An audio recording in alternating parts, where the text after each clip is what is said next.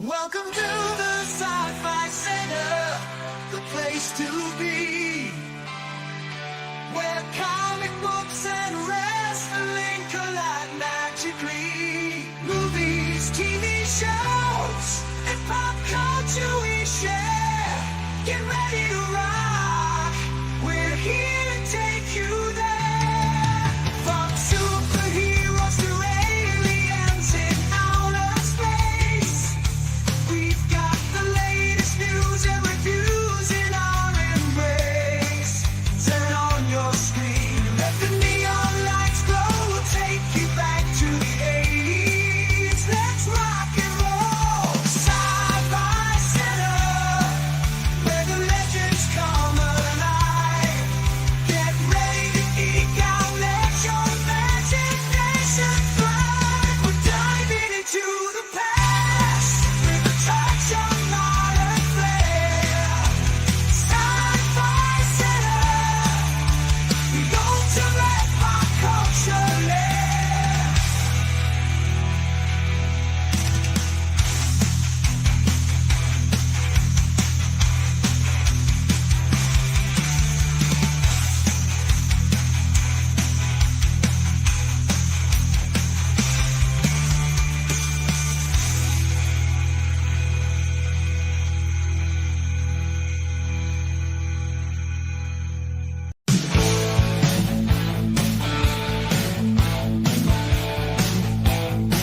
Calm down and get your geek to gift at the Sci-Fi Center. We got almost everything a geek could want at the Sci-Fi Center. You name it, we got it. Star Trek, Star Wars, Marvel, DC, and everything in between at the Sci-Fi Center.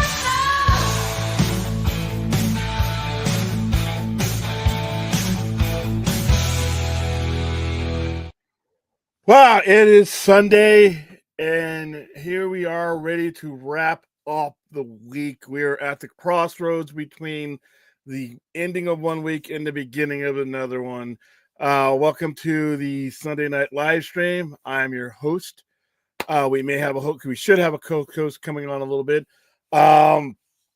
Today's show, as every show this next week, is going to be brought to you by our sponsors, Novocaine, starring Jack Quaid, in theaters, not this week, but next week. And if you are in Las Vegas and you would like to attend a special screening on March 10th, hook me up. I will be sending you. I also have posters for the movie. All right, Novocaine. When the girl of his dreams is kidnapped, every man, Nathan Kane, Jack Quaid, turns to his inability to feel pain into an unexpected strength in his fight to get her back. So all right, that's the tagline. I've seen the trailers. I will probably play the trailer here throughout the week. Reminds me of an old comic and an old TV show, Painkiller Jane.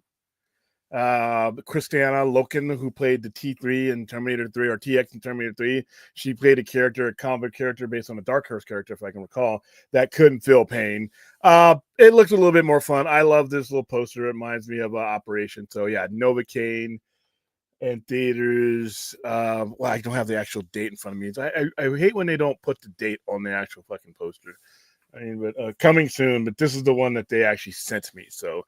But yeah, it's probably gonna March 17th, I think, or March 16th, because the pre-screening is on Monday. Not this coming Monday, but the Monday following. All right, tonight's two major topics. I don't have a lot. The Sunday show, I try to narrow it down, even though a lot went on this week. We're gonna get demonetized and watch the Ballerina 30-second trailer, even though we're going to be promoting that movie until we are in the promotion window. We're just going to get our 14 cents taken away.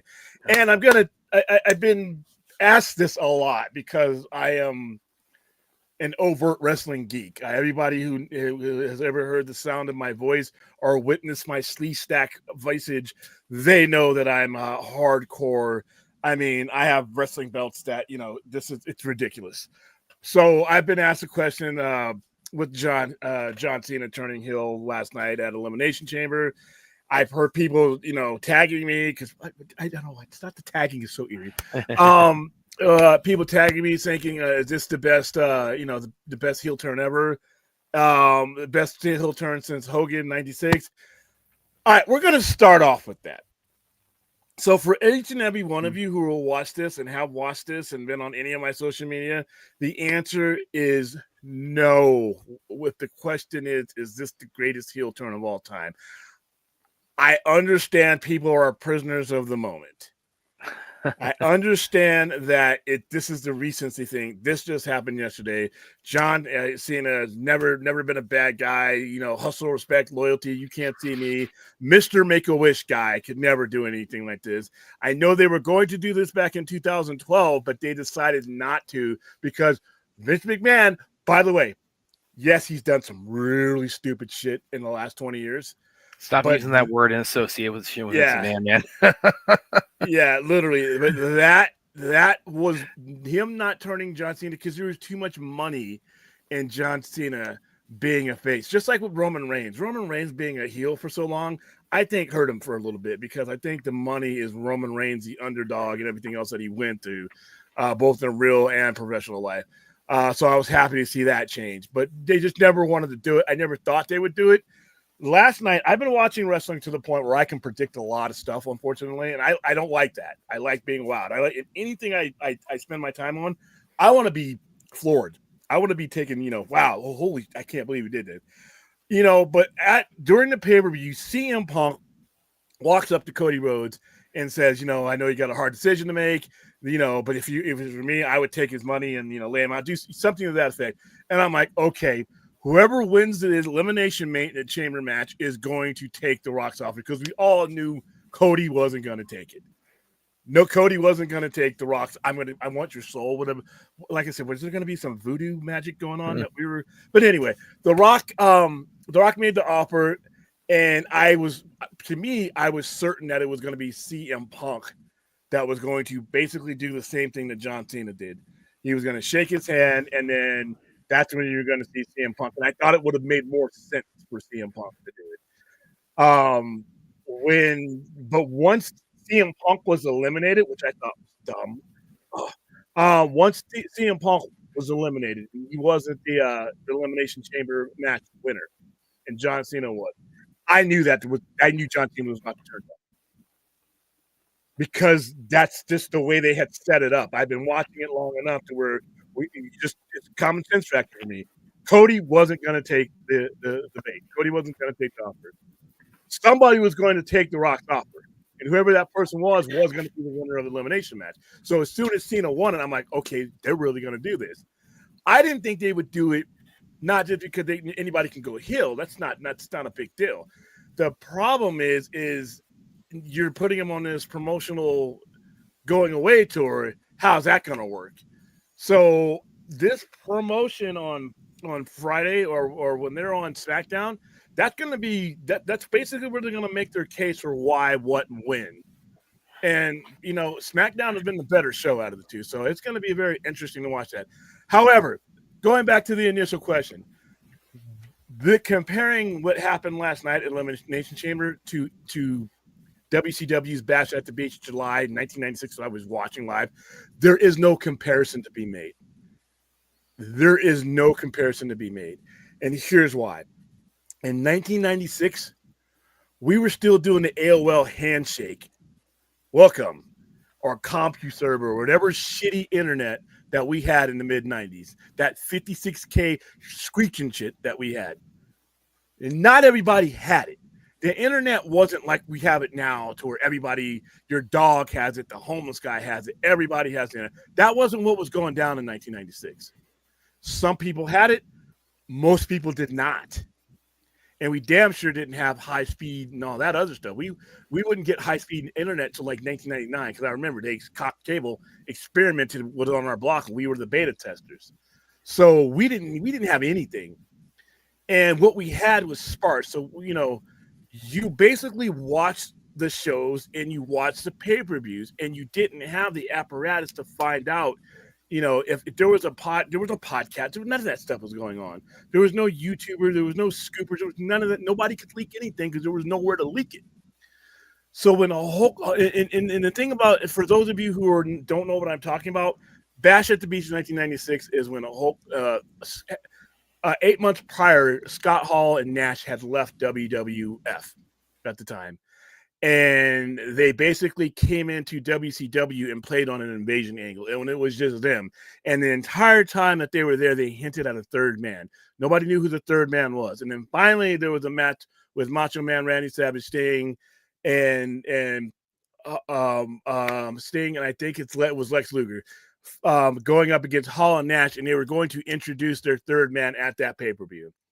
So they're winning, they're getting their asses kicked and everything else, and then all of a sudden here comes Hulk Hogan out of the reach. Now they had played it up like Hulk Hogan's going to come in and he's going to help WCW because they're being invaded by allegedly the WWF at the time, and he ends up attacking Sting, Macho Man, and everything else. And it was a shock. Not everybody knew what was going on. Nobody. They were throwing garbage in the ring. The fans, if you don't know, or your fellow wrestling fan, we get into shit a little bit like sports. So if you have a sports fan and that's that sports fan that kicks over the coffee table when the team fumbles or misses or does something stupid on sports, that's kind of like we are, but on a degree that's probably not very healthy sometimes, I'll admit. So they were throwing more garbage into the ring that I didn't think you could produce. It was a big moment. The Hall and Nash didn't even know if Hogan was going to show up for the gimmick because it was such a big thing for Hogan. Hogan, his entire career, had been a babyface. He had been the good guy. He had never, and he was afraid that it might affect his brand. He wasn't sure. And he didn't decide till the day of that he was going to go along with it. They didn't know. The backup plan was for Sting to turn, I think. Sting was going to turn on him and be the third member. And they didn't know. Hall and Nash did not know that Hogan was in until Hogan walked down the aisle. And then everything else went from there. You're never going to get that again. Right now, we got too much information. We got information about everything that we watch more than we need. And I think it's not the greatest thing. If somebody farts, it's going to get reported. Nothing gets away from anybody. And then you have the conspiracy theories. You have 1,000 more channels as you did then. You have YouTube. You have all these things that even if people wanted to try to keep it secret, social media, they just wouldn't be able to. Also, the difference between 1996 and what happened last night, 29 years. In 29 years, the sport has grown to the point where you didn't have what happened in 1990. Heel changes were once every couple of years. And they didn't happen to top guys like that. It just didn't happen because everybody was afraid of if I turn this guy into a bad guy, am I going to affect his drawing ability and his merchandising sales? Because we took shit so seriously back then that if you fucked up and were a bad guy, I'm not going to let my kid wear your shirt. The 7-8-year-old kid that was Hulkamaniac, the people were in the audiences, and they were last night too, crying. Don't be making fun of the wrestling fans. We're getting too into it because, like I said, I'm one of them. I'm not crying anywhere, but that's a little kid is looking at John Cena, growing up. John Cena. Some of their parents grew up with John Cena, and now they bringing they had the little kid with the "You Can't See Me" shirt on and all the stuff. They were really in tears. And like I said, when Hogan did it, everybody was shocked. So whenever you do that, you take a risk of damaging that particular person's brand. So it doesn't happen often. There's been a million heel turns though since then. And every time you have one, it's like once the NWO came about at the Bash at the Beach in 1996, every heel turn has been trying to chase that, and none of them ever will. So when I see last night, John Cena, it's everywhere. I watched it live, and I'm like, I tweeted, this is stupid. Why are we turning him heel at age 47 in his last year? What are we doing here? And now you're going to give me another Rollins and Punk match. I'm more pissed about that than anything else. That feud is over. Over. It's done. I damn sure don't want to see it at WrestleMania. Nothing against CM Punk, nothing against Seth Rollins. But I've seen that match. That feud has reached its zenith. I would have loved to see, because, like I said, CM Punk would have been in WrestleMania's main event had he not, because he was due to win the Elimination Chamber, but he got injured during that match. Because he was a finalist in Royal Rumble. Had he not injured himself, he would have gone on the Elimination Chamber and he would have faced the other champion in that one. So now instead of getting CM Punk in WrestleMania main event, I'm gonna get him in another fucking match with Seth Rollins. And I'm like, okay, but you know what? They made this interesting because now you got The Rock in there, and like I said, The Rock is the modern day Ric Flair for me. You know, you're going to church on whatever night that The Rock is talking, so he adds an element to it. And like I said, I'm going to give this a chance. I'm not really feeling this heel turn, but it's not the NWO. It's not Hogan. You got to realize John Cena is big. And whatever you want to say about Hulk Hogan, he's got some issues. There's a reason why when I get my big gold and I take it to places and to get it signed, he's a signature I don't want. I don't want Hulk Hogan's signature on that belt, even though he was one of the main people that held it for a while. Ask me about that later. Google it. But what he meant to wrestling at that time, you know, there is no modern day wrestling. Even though, and here's another guy, Vince McMahon. Sleazy motherfucker. Don't get me wrong. But you cannot deny what he, along with Hulk Hogan, built in the 80s is why we had the basis of big time wrestling. All the other federations, grew on that. They grew on that. And you had an environment where at one time you had wrestling everywhere. And that was built by Hulk Hogan, rock and wrestling, MTV, Cyndi Lauper. That's what blew wrestling up. And everybody likes to say, well, Stone Cold Steve Austin. There is no platform for Stone Cold Steve Austin to do what he does if guys like Hulk Hogan and Ric Flair weren't holding it down in that era. So when you take a Hulk Hogan who literally the foundations are built on and you turn him into a bad guy in the 90s, it was on Sports Center in the 90s. That's how big this was. And like I said, cell phones weren't as big a thing. We weren't doing the text. We weren't doing all that stuff. So I think the biggest difference in why NWO will never be done is we have too much information right now. We have too much information. I can't surprise anybody. Nobody can keep a secret. That's why I'm always impressed when anything, a trade happens that I didn't know about, a wrestling angle pops out of nowhere I didn't see, a comic book does something I didn't see coming, a movie or a show does something I didn't see coming, because we've watched so much shit that we can telegraph it. Even last night, I'm like, okay, John Cena's going to turn heel. Not because I was some kind of swami or anything, but because that's the way they had set up the angle. And if you watch enough of these angles, you're just going through the motions. Now, there are some wrestling fans that have not been watching it as much as as long as I've had, and your mind isn't as rotted by pro wrestling as mine is. So they haven't seen it as much. But I saw that. I didn't see it being John Cena, but once he won the Elimination Chamber and then he was still in the ring, that was my other clue, is that, okay, not only did he win the Elimination Chamber and whoever was going to win that was going to take the match, he was still in the ring. What the fuck Travis Scott was still doing in the ring for that whole time and getting in on it, but he was still in the ring. So I'm like, okay, this is going to go down. And then within seconds it was. And I saw, on all my social media, depending on how long you had been watching, you had different degrees of, okay, I kind of saw that coming, but damn. But the younger folks, like RJ lost his mind. I was saying, I'm like, and then I texted, this is stupid. He's like, no, this is great. And I'm like, this is stupid. But you know what? Like I said, this angle's got 2 months to grow on me. It definitely adds spice to a WrestleMania that I'm just not feeling right now. Charlotte Flair's back in WrestleMania again. Wow, I've never seen that before. She's a tremendous athlete, don't get me wrong. But once she's back on the playing field, it's predictable. Jey Uso is a tremendous performer, and I think he's going to put on a hell of a match with Gunther. But it's just not the star power that you really have in WrestleMania. So, no, this is not the NWO. This is not, I had the people doing the equal or the greater than signs, and I'm like, stop.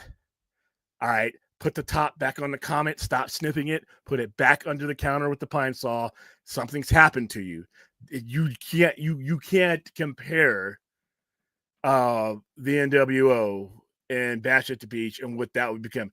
Now, like I said, what happened afterwards, it got bloated, got crazy, and got dead. But July 6th, 1996, or July 7th, whatever Bash at the Beach was a day that changed the game. It almost went. WCW went on a streak that almost put WWE away. And you had ironically AOL Time Warner and a whole bunch of other execs got involved, and Ted Turner was no longer involved. Long story, but no, I've been watching this and I'm hearing, and even a lot of my friends who are casual wrestling fans, when anything wrestling goes on, all the casual people that are surrounding me, they know who to call, they know who to text. I got texts from here, dude, John Cena, and I'm like, yeah. So yeah, I mean, obviously you're going to call the geek that walks around with the 15-pound belt over his shoulder on a YouTube channel. That's fine. But like I said, for me, I got a John Cena on Friday night. And this is another thing. I wish SmackDown was a Monday, because I Raw, how he sells this is going to make this. So this next Raw or next SmackDown that happens on Friday, it's going to be the first SmackDown, because I doubt they're going to put him on Netflix. I doubt they're going to put him on the Monday show, because he's fighting the SmackDown champion undisputed. So great. So his first promo since turning heel is going to be the most important promo headed into WrestleMania 41. Just like when the Hogans, that Monday night after, that July 8th after, when Hogan came out to Voodoo Child and sprayed, he didn't spray the belt because he didn't have the belt yet. But when he came out to Voodoo Child and he that was the first time, don't call me Hulk Hogan anymore, call me Hollywood Hogan. And the reason why the angle of the NWO was so much more believable then is because the context behind it was Hulk Hogan made a lot of people, in his vision, made a lot of people a lot of money, and then those people just didn't want anything to do with him or put him lower in the card. He said during the promo, I built that place up north. And you know what? He's got a great point. Vince McMahon exploited the hell out of Hulk Hogan, and he made Hulk Hogan a lot of money. He built WrestleMania. The first 3 WrestleManias are Hulk Hogan in the main event. The 4th WrestleMania was Macho Man, but Hulk Hogan was in there anyway. He helped. And then the 5th WrestleMania, the 5th WrestleMania was Macho Man. So actually 6 of the first 7, or 4 of the first 6, 5 of the first 6 WrestleMania were Hulk Hogan. He literally, now when you think of what WrestleMania is, Hulk Hogan built that, along with Vince McMahon, but Hulk Hogan's persona built that. King Kong Bundy, Mr. T, all that stuff. The Ultimate Warrior in Toronto, that was a massive main event. Ultimate Warrior was huge, and at the height of his presence, Hulk Hogan did the job for him. That was huge. So Hulk Hogan, built WrestleMania, and then Shawn Michaels, Bret Hart, those guys would take that and go to an entirely too technical level. So the reason why the NWO angle was like, he felt slighted. And then he says, well, Ted Turner brought me over here and brought me a whole bunch of promises, and here I still am a maker. So it was so believable, because when you look at it, yeah, he's got a point. Real or not, he's got a point. John Cena's got to make that case Friday, because he doesn't have such grievances. John Cena's been a company man. He's done everything. He's made a ton of money. Now he's acting. And he's going to be one of those guys that can act for a long time, because he's chewing on that root of immortality that I got to get my hands on. And you look at his body. This guy was naked on the stage of the Oscars, and everybody else sitting in the audience was feeling inadequate as far as, hell, if I had that body, I'd have been up there. So he's built like a rock. He's getting better. He's not Dave Bautista, but he's getting better. He's got a ton of money. So John Cena is huge, but yeah, it's gonna be interesting. But yeah, so for those of you who've been asking me all night long, I got a lot. I didn't realize. So some of the people I haven't talked to in a long time, but they were watching this on the news. Like, oh my God, you see what happened with John Cena? Of course I saw. You're asking me if I was watching wrestling. That is a question that doesn't need to be answered. I'm watching live wrestling 2 a.m. in the morning from overseas in Japan. I'm going to go to Tokyo in January to go to Wrestle Kingdom. If there's wrestling on, I'm watching. So that's my opinion of the whole comparison to Hulk Hogan turning heel versus John Cena turning heel. Now, Brad, I pretty much cut you out of this because you're not a wrestling geek. Sorry. Sorry, for those of you who are not wrestling geeks. Sorry. Well, I mean, like kind of what I said, it's like those are sort of more casual kind of, and I mean, yeah, William just like because I'm here and there on pro wrestling, but like he could like run circles around me and like his knowledge in that area, so I just let William have the floor on that. But now there is another topic before we get into. Hold on. Per Vince, per our producer. Hey guys, tethered to the top of this chat, we're actually making some gains on getting monetized on Twitch. Oh, okay. If you could if you could click on the link that is pinned to the top of the chat, share it, subscribe to that. We're going to start doing a lot more with Twitch because we were talking last night about how I want to be able to play some of the things and not necessarily cost us, getting pulled down or anything on this platform. Twitch is a little bit more liberal. Plus, like I said, I want to stream live on Twitch, I want to stream live everywhere we can. I haven't been streaming on Twitch lately because I didn't feel like dealing with bots. I just kind of like unclicked it. But that is every environment where we can grow the channel. Twitch is one of them. Vince knows a lot more about Twitch than I do. He's going to teach me and school me because that's some untapped potential there that I really want to exploit. So I've pinned a link to the top of the chat. If you could join us there, I think he said we're 25 or something away from being monetized. So you know what? I haven't pushed it as much, but he's a Twitch guy. He's a gamer. So, but I want to get us there. I want to get us on every platform. I want me and Brad to be able to retire and do YouTube. Probably never going to happen. I probably would never do that because I love what I do. But hey, it'd be fun to be able to make the show better, be able to get cooler equipment. Even though Brad has a brand new headset and microphone that he refuses to use, that's probably better than anything I have. So but we still do want to make the channel better. I watch our shows. I try to tweak it there. That's why watch your shows. Like, look at all the parts where I'm awesome, and like, okay, how can I do like Brad's doing? That's probably not what I'm doing, but yeah, we want to make things clear. We want to make things. I want to make the sound better. That's why I'm going to be replacing the mic at the store because apparently we got some issues with that. It wasn't like too terribly bad. It was just this. You could. It didn't you sound sounded like I was distant. up on it. It's like you sound. I could understand everything you were saying. It sounded to me like you just like put like a towel over the microphone or something. Yeah, we'll probably have to do something with that mic. But like I said, I've had that mic since I've been on YouTube, so it might be the fact that we're just using the hell out of it, and it might be time for a new mic. But the headset was fine. So hey, so we're gonna say hi to wow, we got a lot. And there are this relates to another topic. How's it going, Rhea? And William, I have some unfortunate news. You two didn't win. I know I didn't get tagged. I listen. Well, I will go ahead and engage you guys with the Oscar, but I did not watch 1 second of the Oscars. I pretty much I was just kind of like getting the cliff notes through like social media posts and what have you.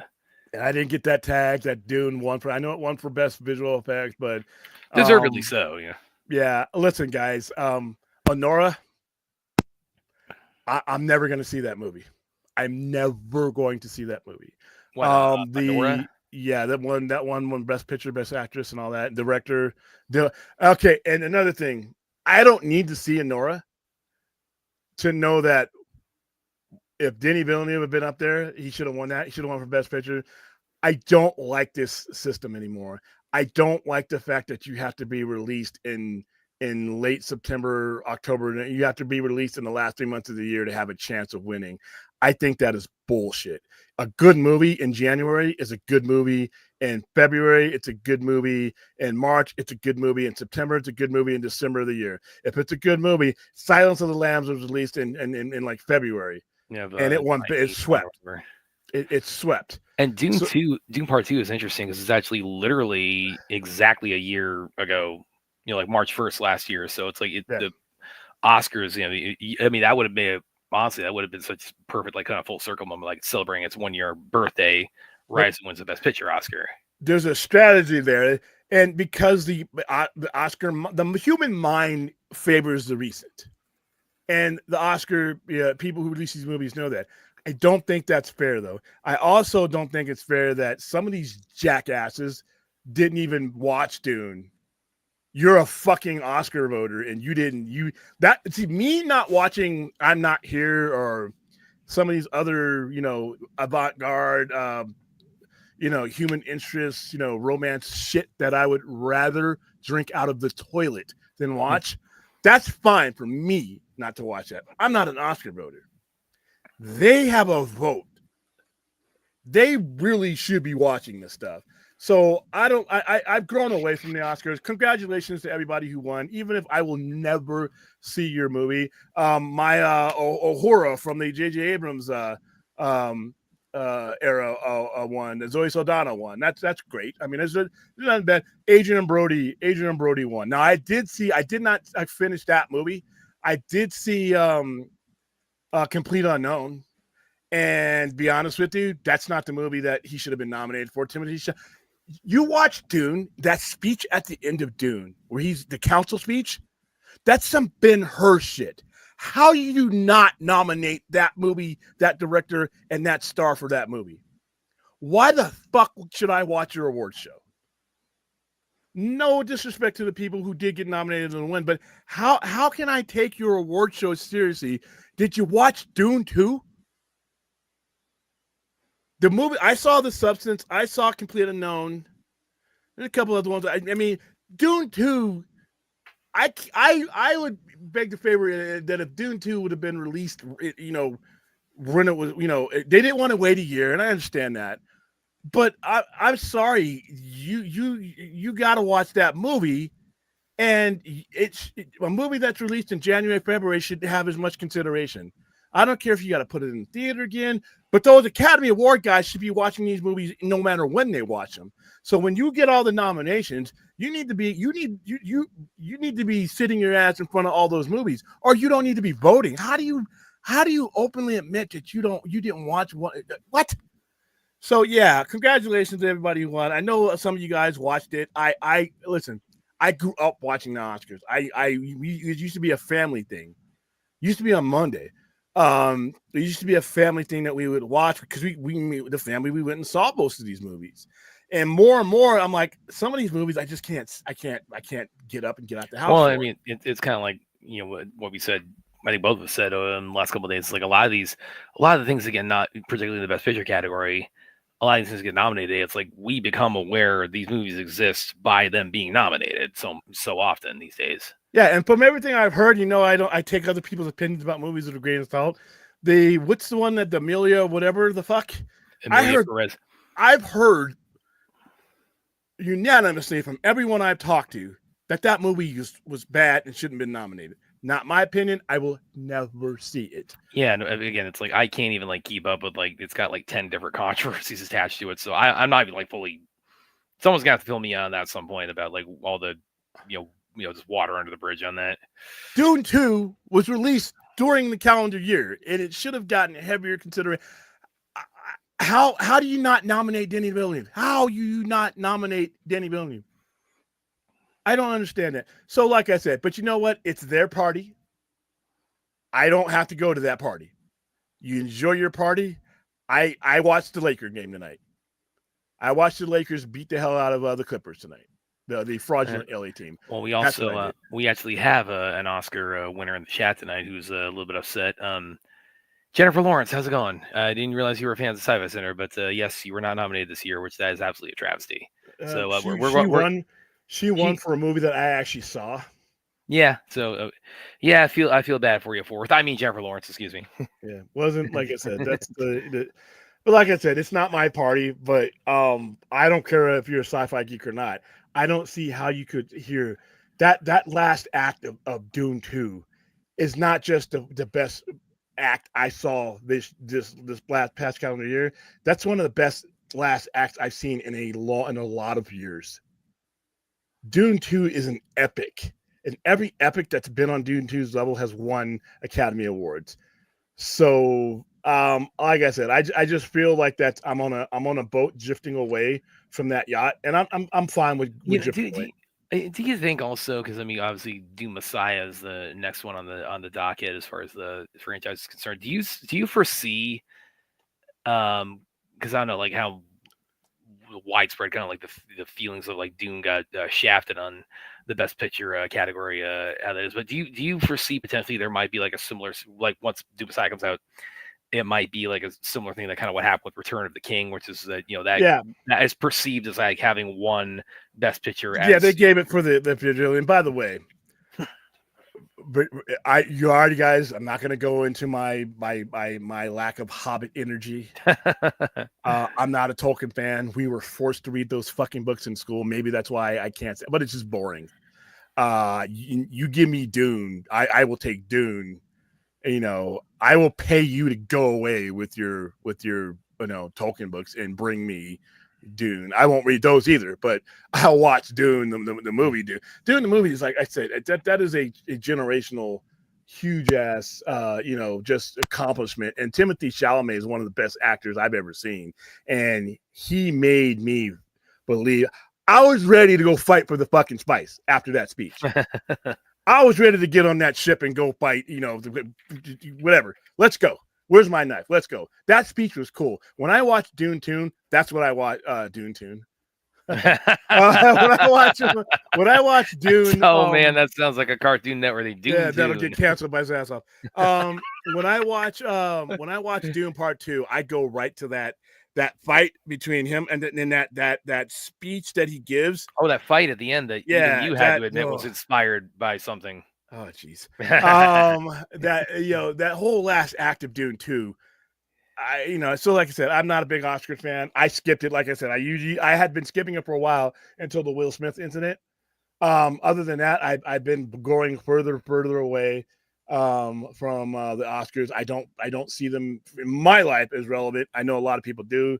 And congratulations, this is your night, this is your party, and they play by their rules. William, for all those that are saying Dune 2 was snubbed, it wasn't. Dune 3 will be. You know what? I don't listen. Dune 3 could be shit.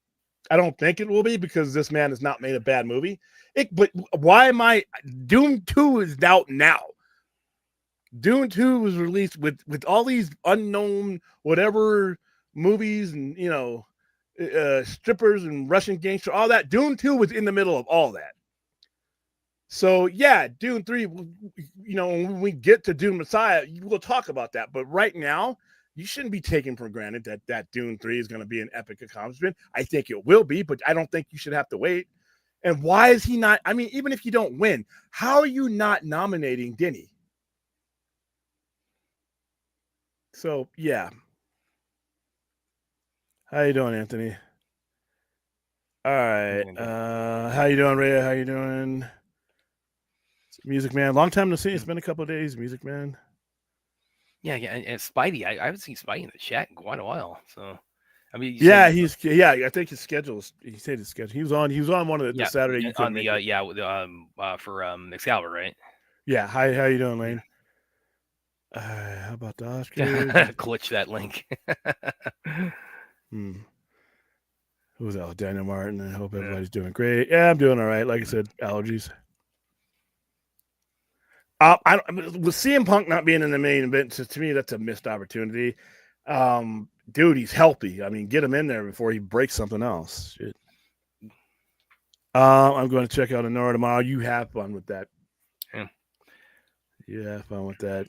It's not even worth $5. I mean, I'm not knocking it. It's just some of these movies I just had no interest in. Complete Unknown. Because I like Timothée Chalamet and Bob Dylan. But yeah, I wanted to see. I wanted to see. I never got around to that though. The Bob Dylan, because I heard that is pretty good. But if you nominated Timothée Chalamet for that, and he's great in it, how do you not nominate him for what? For Paul Atreides, yeah. What? So you're okay with nominating, which is good, and he's been nominated a lot for his age. But Dune, come on, man. You know, it's interesting. All the talking about Oscar stuff. I actually just had this go live a couple of days ago. It's not really about this year's Oscars per se, except for one entry I put. But 5 unforgettable horror movie performances snubbed by the Oscars, and a couple of why stuff why here. is Smile on there? Because Smile's awesome, and Janeway Sky is awesome in it. The first one was Jeff Gold.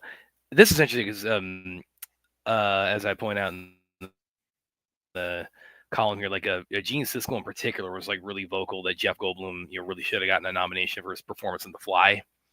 So that was my first one I included. Elizabeth Moss. We need to do a watch party of The Invisible Man at some point, because that is like again, like they took like what they salvaged what they had, where they were a lot of these plans for the Dark Universe, and they turned into like the great standalone Blumhouse horror movies. Hold on, and she is great in that. Hold on to that thought. Hey, listen, now that the Oscars is over, I don't want to hear no more Wicked. All right. Now that the Oscars is over, I don't want to hear no more about the Green Lady and the Flying Monkey. And not done. No more Wicked on the show. It's bad. Go ahead. No, well, we got Wicked 2 coming up, so there you go. It's bad. Anyway, so yeah, Elizabeth Moss, Invisible Man, Jack Nicholson, The Shining. That's like, come on. How was he not nominated for that? Because he wasn't. Then I he also wasn't that included, compelling. Anthony Like Perkins' on that Psycho level. and Psycho 2. No. Okay, here's a problem with some of these ones you're bringing up, and I like these movies. When I think of Oscar, when I'm thinking Oscar for a horror, I'm thinking of Hannibal Lecter. I'm thinking of somebody who drives the movie. I'm thinking, and you have to, for me, you have to drive the movie and hit a note in a way that, that kind of character would do. I just don't think, in this era that we're talking, especially in the 80s, those movies weren't character-driven movies like that. Jeff Goldblum is great in The Fly. I don't know if he's Oscar great. And when you're talking about horror movies, sometimes the goals are different. We're not going for epics. We're not going for you have a better shot with sci-fi than you do with anything else. Horror is just structured differently, and it's very rare that it's structured in a way. The Fly is kind of like horror and sci-fi, blended together. But I don't know. I just don't know if he reaches Oscar level. But hey, I mean, obviously, Oscar level is something that's not a real thing. So there you go. Well, anyway, yeah. So including Jeff Goldblum, Elizabeth Moss, Jack Nicholson, Anthony Perkins, and much to William's chagrin, I don't care, Naomi Scott and Smile 2. She was great in it. The movie had a stupid ending. She was, yeah. Yeah, the movie had a stupid ending. Yeah, well, it's set up instead of an epic Smile 3. Epic Smile 3. It's set by up the way, for, also we got another celebrity in there. Yeah, it's set up for another stupid ending. Is what it is. You know what? I fell for it twice. You guys have fun with Smile 3. And Smile 2 wasn't a bad movie. That ending was a ripoff. I don't like having my time wasted. And that's what that movie did towards the end. It's like in a violent nature. My time is valuable. We got Ken in the chat now. Keep hearing more about me and Barbie than they ever did about Blade Runner 2049. I'm just Ken. All right. Well, I mean, you're definitely puffing yourself up a lot there, Ken, excuse me. But anyway, yeah, this is kind of there's a lot of people, my line of work are doing a lot of Oscar-related pieces in the lead up to it, and will probably for the next week, coming after the Oscars. So this is one I did in the lead up to. It was about horror movie performances.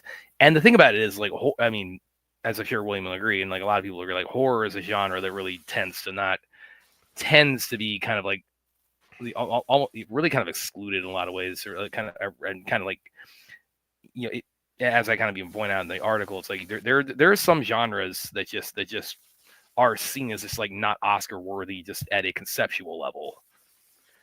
Well, and in most cases a creative level, because when you make a horror movie, you're hitting certain buttons that just don't necessarily appeal to Oscar voters. It's Yeah, I think it's like that's why Silence of the Lambs. That's very much the exception to the rule. Well, that's a cerebral movie too. That movie is Yeah. driven, it's a cerebral movie, and Jodie Foster was, you had, and Jonathan Demme, rest in peace, Anthony Hopkins. Those performances drove the movie in a way that it transcended the genre that it was in. And that's when you reach, to me, the Academy Award shouldn't exclude horror at all.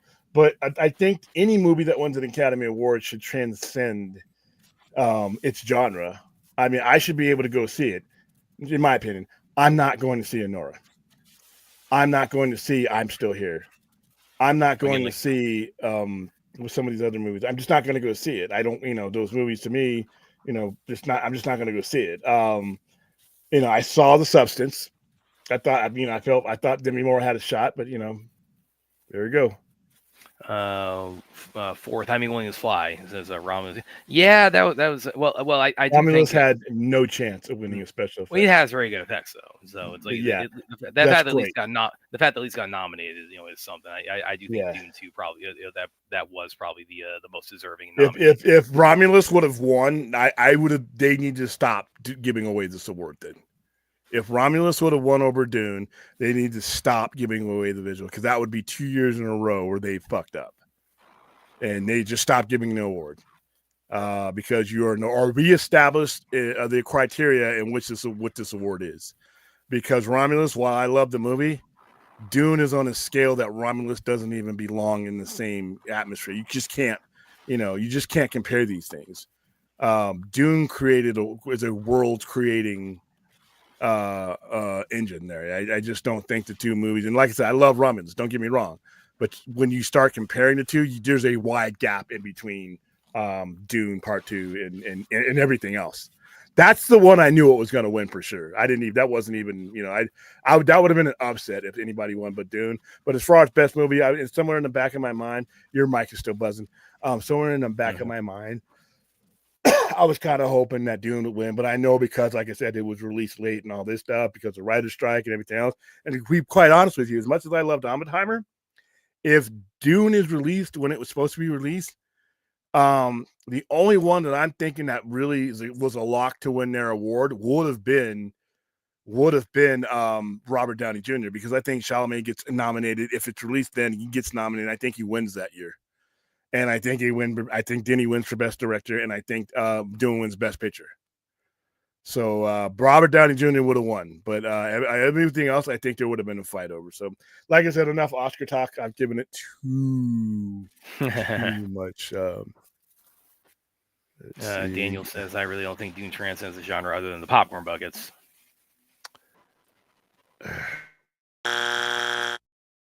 Listen, guys, if you're going to troll me, we're going to have to come up with a symbol or a logo or something so that I know I'm being trolled. It's pretty obvious sometimes, but sometimes I look at the words and I read them and I'm like, I think he's being very forthright. I got the troll. My troll antenna is up tonight. And William, as I've said on the show before, it's like Dune. I mean, it's obviously very epic sci-fi literary universe that they're really capturing on the big screen. But I'm just sorry, it's like no giant samurai movie will ever compare to Tremors. It's just impossible. Tremors is not supposed to. Tremors is a lot. They got carried away. They got carried away with the later sequels. They were a victim of their own success. But the first two Tremors are fun. Oh, the second one is. I think the second one was my favorite, where they bring the Shriekers in. Yeah, when they started to fly in and whatever they started doing in the sixth ones. Yeah, because I'm a big fan of the whole series, but my bigger. It's not even like the when the Shriekers start flying. It's the name they gave them, because they have graboids and Shriekers. I just felt like, you couldn't do a more creative name than Ass Blasters for the flying creatures. Yeah, I wasn't a big fan of it, but the original ones were classic. Hulk Hogan, and what hurts me about Hulk Hogan is I grew up as a kid. We were all rooting for Hulk Hogan. When you heard that music going, and then he came out and did all the stuff, and he was larger than life to us. But for us color folk to find out that how he feels about us, it's kind of hurt. Yeah, it's like, damn, sucks. dude, we were the kids that we were going to the rings. We were watching you along with everybody else. and then they hear him on tape, some of the stuff he said, and they hear him admit and hear some of the stuff he just overtly says now. And I'm like, yeah, you got to separate the artist from the art. But you know what? I'm glad he's done. He's in his 70s. He's done. I don't have to refer to him anymore. And like I said, it's just kind of painful because like they say never meet your heroes, but to him, it's like I really just didn't need to know. Ric Flair's a philanderer and womanizing and all that kind of crazy stuff. I can deal with that.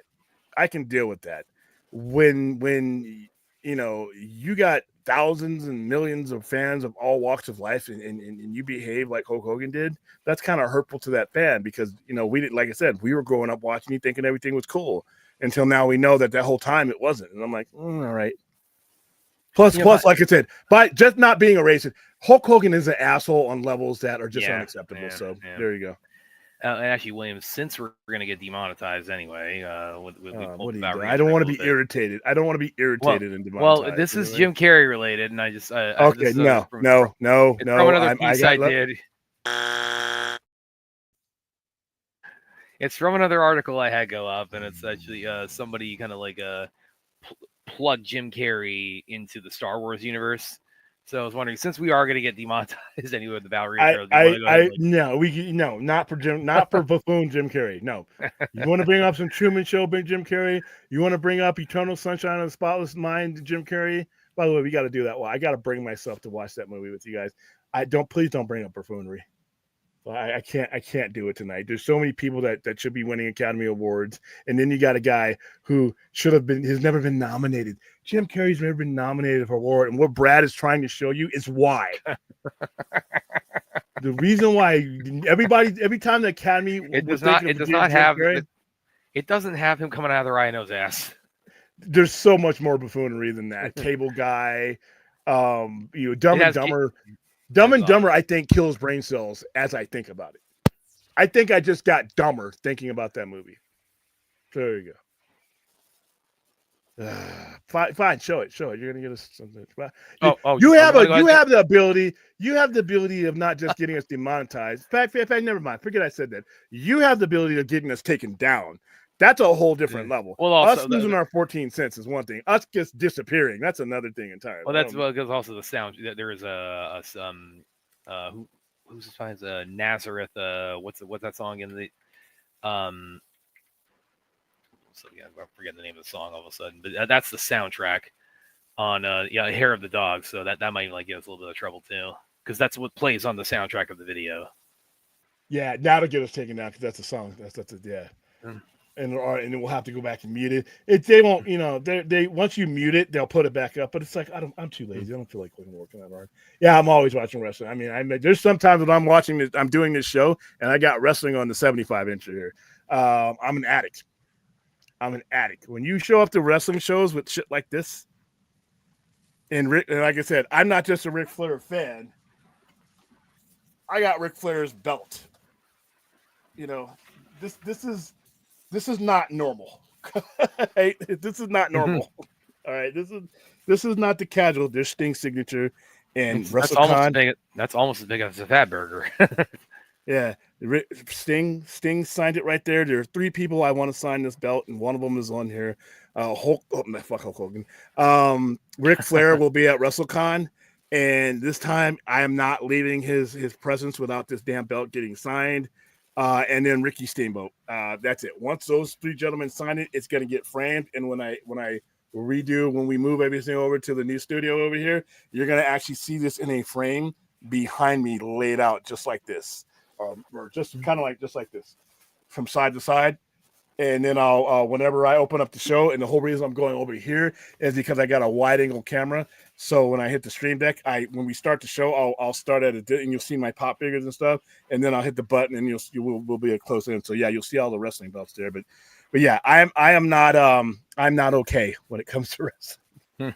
By the way, also before we get into the Ballerina talk, because since we got Daredevil, coming up on the 4th, which by the way, should we go ahead and update everybody on kind of like we're doing a little bit of an adjustment on all the watch parties and everything because with Born Again coming up. Yeah, we're not going to have time, guys, to get into season 3. We just had too many things come up, including me getting sick because of a dog for 2 weeks. Yeah, so now we did at the rate we were going, we would have been able to do it, but life Yeah, happens, so yeah. we won't be able to do that. But we will tomorrow night. Instead of doing our we not doing a show for the next 6 or 7 weeks or so, Daredevil will be what we do on our Monday night because we will be watching it live just as Disney Plus makes it live. So at 12:01, just like we did for Creature Commandos, we are going to do that for Daredevil. So yeah, be ready for that. Be ready to have some fun with that. And but yeah, kind of related to that is, again, I'm plugging a lot of my work here tonight.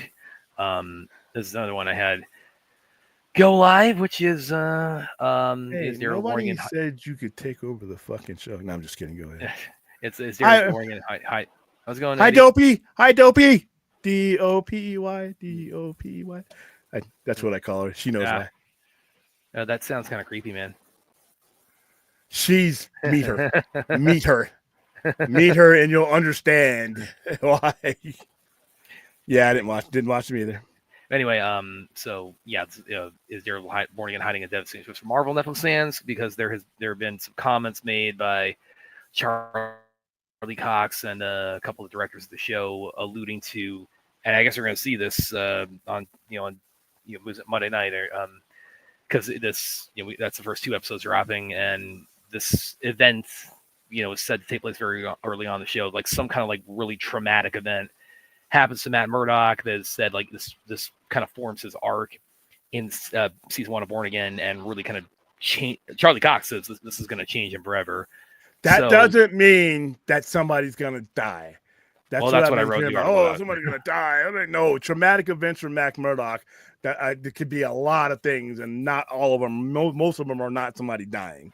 So that's what everybody's like, Yeah, that's what my thesis was. And if somebody does die, who could that be? Well, basically, the consensus everybody is kind of settling on, it's one of these two here. And I think a lot of people, more so than Karen, a lot of people are really kind of concerned that Foggy's going to be the casualty in Born Again season 1. I don't think it's going to be either one. They'll either introduce a character where that happens to, or it's not somebody dying. I don't think they're going to. I mean, it could be like well, I mean, that's first 2 episodes, like a new character just get killed off that quick. I mean, that is kind of it's a bummer for them. But anyway, yeah, this is a little bit more Born Again goodness I wrote up. I'll go ahead and put in the chat for you guys. But yeah, I thought I'd go ahead and share that. Thank you for spelling prophecy wrong. But, yeah, I mean, as fans are. Fans are on whether we're doing well. I mean, people remember tons of things are doing, man. Like the epic scope is like Ken. We just remember Ken remember Ken just kind of bumbling around. That's what we remember about Ken Forth. I mean Ken, excuse me. I will watch Paradise later on. I haven't had the chance to watch. I don't have a lot of time to do it. Anthony has one for me here. Brad, I think the reason why he says that statement in the trailer is because he went too far and killed the criminal during one of his missions. And this is another theory actually I kind of had like after I wrote that article. Because we've also, I'm going to pull this up too, that one GIF. Because we got a little taste of it. The one clip that's been released by IGN. Let me go down here a little bit. Scroll back a little further than I thought. Oh, here it is. We got this GIF from this fight scene. We've already showed it. It doesn't matter. It's awesome. And look at I can look at that. He's beating the hell out of Bullseye with like 4 knives sticking out of him. So now I thought about this too. It's like, I mean, what if that's what they're referring to? It's like he not only kills Bullseye, but like this is like he takes him out like early on in the show for, when their first encounter happens, and that kind of haunts him throughout. Or it doesn't even necessarily kill him, but like does kind of what Williams talked about with Havoc Comics wise, is that he puts him in traction, and then that leads into the event of where he's in there in the hospital room with him, playing Russian roulette with a revolver, and so I mean that could be this could be something related to that. Again, I only thought of this like after I wrote that piece. But again, just something I had on my mind. William, I disagree with you a little bit. I've been a Cena fan throughout high school, and after I graduated high school, I didn't expect to return. Once again, I probably watch more wrestling than you've drawn breath on this planet, Anthony. I believe you're much younger than I am. So you may have come from a generation where the heel turns weren't like this, but before you were born, I probably seen 40 of them. You see what I mean? So the rhythm for me is going to be the rhythm for you. There are a lot of people in your generation that were probably shocked at what happened Saturday night. I've watched so much of it now. It's almost like, I could mute myself and I could mute the show's commentators and I could commentate it. And Armando, the guy we have on here for a lot of our wrestling stuff, he can do the same thing. So it's just a fact that we probably I posted I probably watched too much wrestling to the fact where I could have called that. Paradise is a show on Hulu. Yep, there she is. Stop bringing up Barbie. Why is Barbie being brought up in my chat? Because it was the biggest hit last year. I believe it was nominated for Best Picture, wasn't it? It didn't win, but I was don't nominated. think so. No, because I think that was a big deal. It got snubbed. It probably wasn't the Best Picture. Yeah, it was nominated. Didn't win. I know Greta. What's her face wasn't nominated for Best Director. Yeah, so. I don't know. This is probably going to get me in hot water with like a lot of the internet. I don't think she's that great a filmmaker, to be perfectly honest. She makes movies I don't go see. I wouldn't put like Lady. I mean, these are movies I'm never going to see. I mean, Barbie was the closest to a movie of hers that I would see, but I'm not. She just makes movies that are not my thing. That's all. Well, I mean, the other thing about it too is like a lot of the themes that are in Barbie. It's like, I mean, the way it's driven or the way it's discussed in Barbie, like a lot of this, like patriarchy is like the big thing, and it's I don't have a problem with that being a theme of it, but the problem is that it's like it's driven. There's no subtlety there to it at all, like how it's discussed or presented or the commentary on it within Barbie is spoken of. I mean, it has the subtlety of a brick to the face, so like how it talks about it. So yes, I sell Invincible. I'm not a big fan of Invincible, but it's on the shelf. One of my favorite wrestling memories when the Undertaker kidnapped Stephanie and tied her to the cross. Yeah, that was pretty graphic. And Vince wrote that shit too. His daughter. William, can you explain ESC? What?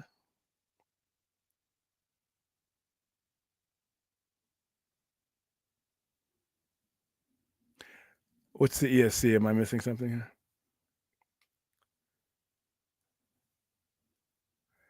As Hogan, well, like I said, it's recency bias too. It's recency bias. Like I said, I didn't watch Barbie, so let's see which four. William, okay. Can from ATC to me?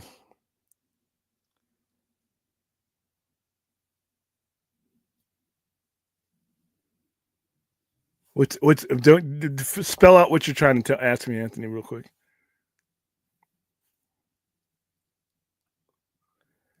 All right, so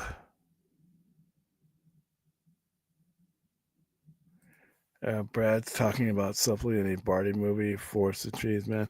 Yeah, you guys got to be a little bit more. All right. Well, like okay, like to bring it back to kind of like something that's like very close to this our community, our audience, like the Snyder Cut joke in it. It's for those of you, now William hasn't seen the movie, but I'm sure you've like heard people describe it, right? Yeah, I've seen that. I've seen that scene. You've seen that clip, yeah. So the way it's implemented there, it just feels so crowbarred into me. Like it was like I don't think it was even like something that was written in the script. It was just something like, okay, we need like a one-liner here of like what's like a guy movie or something like the Barbies would be brainwashed into really liking it, and they just I think probably what happened there is they just kind of like shot the shit on that. It's like, okay, what about this? What about this? What about this? And they had a bunch of different candidates, and they just kind of settled on Zack Snyder's Justice League. But again, the way it's implemented in there, it just feels so shoehorned into me. It's like it doesn't work for me as a joke. It's like I mean, I obviously as a devotee of that franchise and or certainly somebody who covers it extensively. And I mean, I look at it as like, okay, it's like at least that shows how much it's permeated the consciousness. But again, just as a joke, as humor, it just feels too just clumsy in how it's put in there to me. It's like the way I put it is like the old Simpsons quote: "It's funny, but it's not ha ha funny." It's kind of, if that makes sense to everybody. It stayed on my brain for about 2 minutes. That joke, because I was Well, never because gonna it go was see that so, movie. like, I mean, that was something that was like in like the lead up to Barbie. I mean, that was like something that was like they got a lot of traction where it's like, oh, there's like a one liner about the Snyder Cut in there, and it's like everybody had an opinion on it before they even saw it, and you see it's like Well, anything with that name on it, everybody's gonna that's true. overblow Yeah. it. Well, So, I mean, and so. I'm not. I had another one. You guys go look at my Twitter. I had another one related to that topic up that I'm sure people will Yeah, love. I just know there's too many shitheads out there that are just waiting for anybody to react to that stuff, and I'm just not going to give them oxygen. So, Yeah, all right, here we go. Let's get let's lose our demonetized. 14 cents. All right, Eve McCarroll, what brings you here? I'd like to go hunting. You have no idea what you just walked into. You won't have to do this. You can still leave. Why didn't you leave? I'm working on it. all right, 30 seconds. That's a pretty nice little trailer there. And again, this is very much my genre. Oh, you're playing us watching it now. Yeah, that's again, it's very much John Wick is very much, my franchise, and very much my genre. All the action and martial arts genre, and we already had like a full trailer before that. Obviously, this is almost more like a TV spot, which is really interesting because the movie still doesn't come out for about 3 months. But yeah, oh man, I can't wait. I can't wait. If there's a John Wick movie coming up, it's like, oh man, that is like right at the top for me. I think it's a perfect timing because, to be honest with you, I don't know if I have the energy for another John Wick movie. If there's nothing more you can do with it, you're basically doing the same things at different angles and faster or slower. You're not really there's not a lot of substance left for another one. But this gives me a different look at the series while still keeping you in that wheelhouse. You know what I mean? Well, they're because obviously we've seen how John Wick 4 ended with John Wick quote unquote dying. Which I mean, I think you can tell with like a lot of the language interviews with Keanu Reeves and Chad Stahelski, like that death is at best tentative. No, but nobody leaving the theater thinks he's dead. Yeah, nobody. You find me somebody that actually thinks he's dead, and I have some oceanfront property right outside my window here. So yeah. But they have talked about the kind of the way they envision the future, and Chad. To kind of give a little bit more background too, he's been placed as like the overseer with the Lionsgate of both John Wick and Highlander. And of course, you don't, for like their future plans for both, obviously you don't place him in charge of John Wick if you're not doing more with John Wick. So, but they've also talked about like giving John kind of a respite before like doing like another like, John Wick centric movie. So, we saw the start with the Continental, and now it's coming with Ballerina. There's also the Kane spinoff with Donnie Yen, which Donnie has said he may direct. So now what they're doing is now that they've really got this franchise, it's established, it's popular. The character of John Wick is very beloved. But now what they're doing is, again, like you said, they're going off in different directions. Where it's like now you have this world that's been established and all these connected ancillary characters.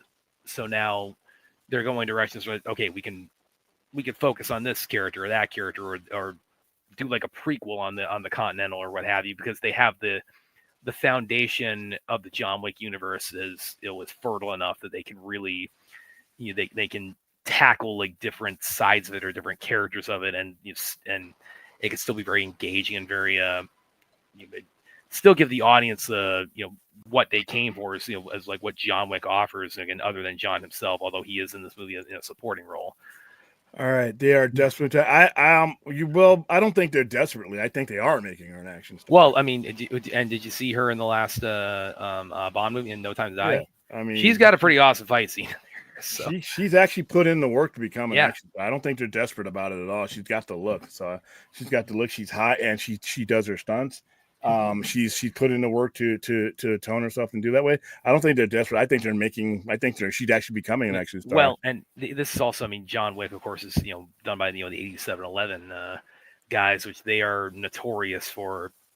They can they train like novice, people who haven't done stunts or martial arts or gunplay, and they really are notorious for being able to like get people, up to speed, and to where they can like headline these kinds of movies. And they've done that not just with although Keanu has a long history of action oriented roles, but I mean they've done that with like Violent Night. They've done that with what else have they done with that they had recently like with Fall Guy and Bullet Train. So the 8711 guys, you're in good hands. Even if you don't have like a history of training, you're in good hands because they will get you in shape for that. And they when will you do they your will, kung fu show, then you need to really explain who these guys are, because nobody knows who these people are. they And know, I'm not Chad. I'm not knocking them. It's really we got to give some context. Explain who these guys are. Just give me a 30-second context of who these guys are, so for our new viewers there. So well, 8711 basically it's kind of like a collection of stunt guys who they formed they have a gym in LA called the 8711 gym.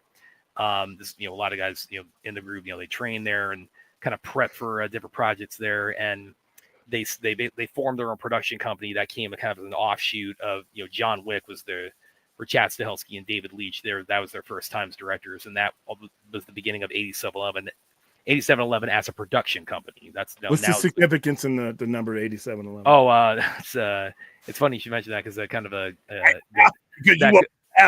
that goes back to my understanding is that one of my colleagues at KFK he interviewed a guy from there named Larnell Stovall, who's a well-known stunt coordinator or fight choreographer, and he's also affiliated with 8711. And we asked about what's the name mean, and Larnell said I thought it was gonna be like some like big profound thing. It's like relating to like all their training, and Larnell said it's just the address. So know what, in ECW or in old days of the wrestling 2300 arena, that's because it's 2300. So yeah, that's good. Now the fans know that. Hey, by the way, the many of you who are watching on a very early Sunday morning, please like Monday morning now, like and subscribe and share. Also, while you're at it, join the Twitch channel. We're trying to grow that.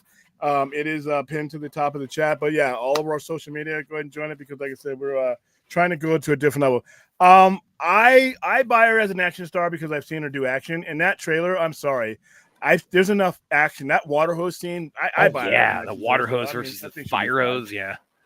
Well, and of course, Keanu is now John Wick is in a support role, that's also might be, dude. how many roles are you in tonight? You can't even tell an actor or actress's height half the time when they're doing it. Now, yes, Charlize Theron is 5'11". She is tall. That doesn't how does that correlate to her or being able to buy her as an action star? Jet Li is like 5'6", and like I mean, look at his history. Cynthia Rothrock couldn't even climb my shoe. She's Yaya Ruyan of the Raid, man. The villain of the Raid. He's like, I think he's like 5'2" or 5'3", and in the Raid, it's like that's why he's so great in that, because you can see like the scene where he has the gun on Joe Tassel when they have their fight scene. I mean, he just towers over him. He's the smallest guy in that movie, and everybody's just terrified of him because he's just such a phenomenal fighter. Peter Parker Spider-Man in canon is 5'11". He's currently being played by a very small 5'6". So to the point where they have to do the stunts where Tom Holland, when they're landing, he has to land last because she's a titan.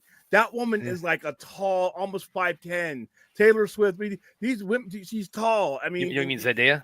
Zendaya. Yeah, Zendaya. Well, we're like also this maybe does. I was thinking you were referring to the I'm not sure if they're all CGI in the one shot in No Way Home where they all they swing off together and then they land one at a time, and Holland is fun. They have a rig. No, it's a rig. You see how the rig, because if they're not showing his feet, so when they're landing off the rig, but he's in the middle, landing. But he's also up in front, but he's like 8 feet in front of them, so that kind of creates a little bit of forced perspective. Well, and they did it with the Hobbit. They did it. Sylvester Stallone is not a tall person at all. but yet he looks like Godzilla in these fucking Rocky movies.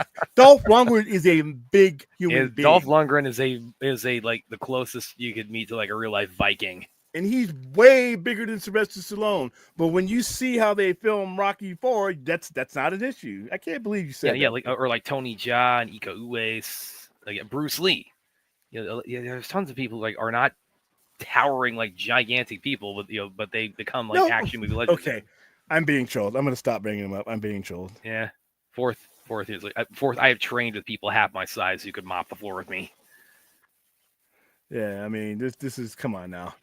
Chuck, I mean, you did get one, however briefly, in Deadpool Wolverine and the old your new Wolverine might be a short. Yeah, although cinematically, be honest with you, this is coming from the comic book geek.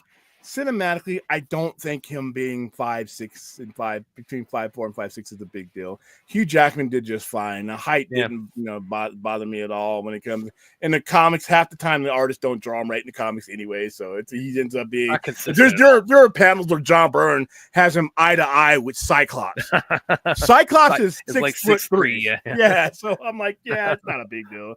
I mean, I don't know, but I mean, if I never see a 5'3", 5'5", that's what I was about to ask. Like, how likely do you think it is that Feige will make the MCU Wolverine, like comics? And that's the thing. Is like even then, it's like if you say or if you try to present him as 5'3" again, like even then, it's like the logistics of like making that a consistent way he's shown on screen is pretty tricky. Yeah, it's kind of and it doesn't hurt the story. I'm all for adapting as much as you can, but there's some things I'm okay if you don't. If it doesn't move the story along, and for practicality, I mean, I'm fine. I would rather you get the best actor than a short actor. Get the actor that can make me believe that this is a fucking killer. You know who else isn't very? Now he's a little bit more associated with the superhero work than his action, but he's done in action movies. Is Robert Downey Jr. He's not a big dude. He's like 5'9". And I got to see him on stage. He's not. He's a legit Wing Chun kung fu guy, and he gets to show that off in the Sherlock Holmes movies. And he's in great shape. Which are not good. Oh, come on, man. I love those. I love the Sherlock Holmes movies, man. I do not like him in those movies. Those are my favorite. And and Doolittle, oh my goodness. That and King Arthur, those are my favorite Guy Ritchie movies. I'm not as big a fan. I don't hate Guy Ritchie, but a lot of people swear by him. I mean, he makes some good movies. But a lot of people swear by him. Here's another good one. Tom Hardy. This is the dude who played Bane and Venom. Yeah, Tom Hardy's not a big guy. He's like 5'9" too. And I know William hates the character, but I'm sure William would agree. It's like on paper, when you have a character, Wayne is 6'6" and just muscular. Yeah, or like Venom too. Now with Venom, it's a little bit different because you got the symbiote, kind of contributing to his height. But still, it's like on paper that would seem to point to you need to cast it would theoretically that would indicate like okay, like minimum height should be like 6'3", but he thrives in and he's a beast. In real life, he's a BJJ. He's been practicing that for like about 8-9 years. He's won tournaments in that recently, and he's in awesome shape. He's awesome in Warrior if you haven't seen that, and he's got I don't know, William. Do you want to? Since we already lost our 14 cents, can I go ahead and play the Havoc trailer? Nah. No, come on. Why? Because the director of the raid. No, we didn't put it on the thumbnail. We okay, just he has that coming up, and again, Tom Hardy again, not that big a dude, but he you put these people, they put in the work, and they get paid to do this. Yeah, exactly, and they get a lot of money to do this. And even when you're talking about purely like if it's just purely like a height factor, there are ways to make people like look bigger than they are on camera. Or smaller if you need them. Look at Elijah. Look at the Hobbits. The Hobbits. Those guys aren't 4'9" or whatever the fuck, or 3'5" or whatever the fuck those things are supposed to be. Yeah, he's Tom Hardy is legit. I don't know if Jake Gyllenhaal has a. I don't know. I would presume he did a lot of training for Roadhouse. I don't know, like prior to that, he had any training. A lot of protein and a lot of ripping. He got in crazy shape for that. Legally, all legal. Cameron Diaz is only 5'6", Lucy 5. Yeah, well, I don't know if that's the best. Charlie, I don't know if that's the best example because I don't like those. Those movies are fluff. What? The Charlie's Angels movies. Oh, I mean, I never was into The those. second one might be one. Okay, here's the thing about Full Throttle.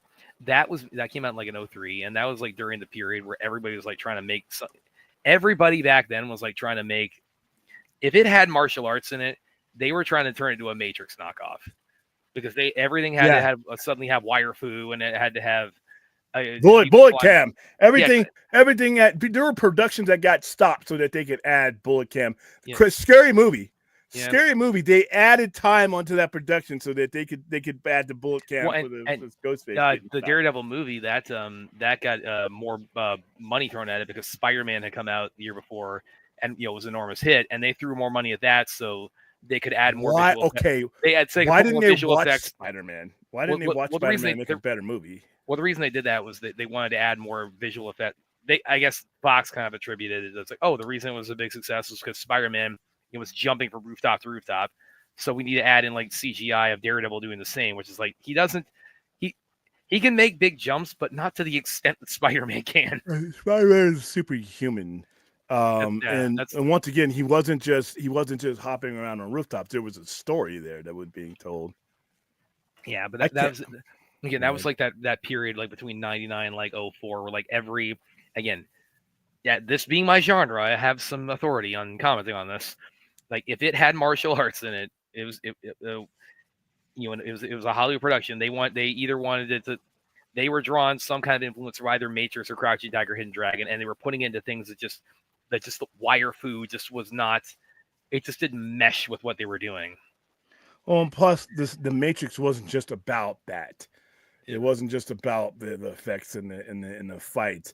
It was about the movie. Like I said, that movie was probably one of the best promoted movies of all time. The viral, that was one of the very first viral, and that and the Blair Witch garbage was one of the best viral movies. And like I said, I think Blair Witch. This is coming from someone who is a horror fan. I am open to it a lot. Blair Witch was bullshit. I applaud them and being able to promote and get all these simple ass people. Oh, it's real. You don't know anything, William. It's real. This is real film footage. I'm like, are you out of your fucking mind? They're on CNN. They're interviewing them on CNN. The Blair Witch let them loose for an interview, and then they got to go back.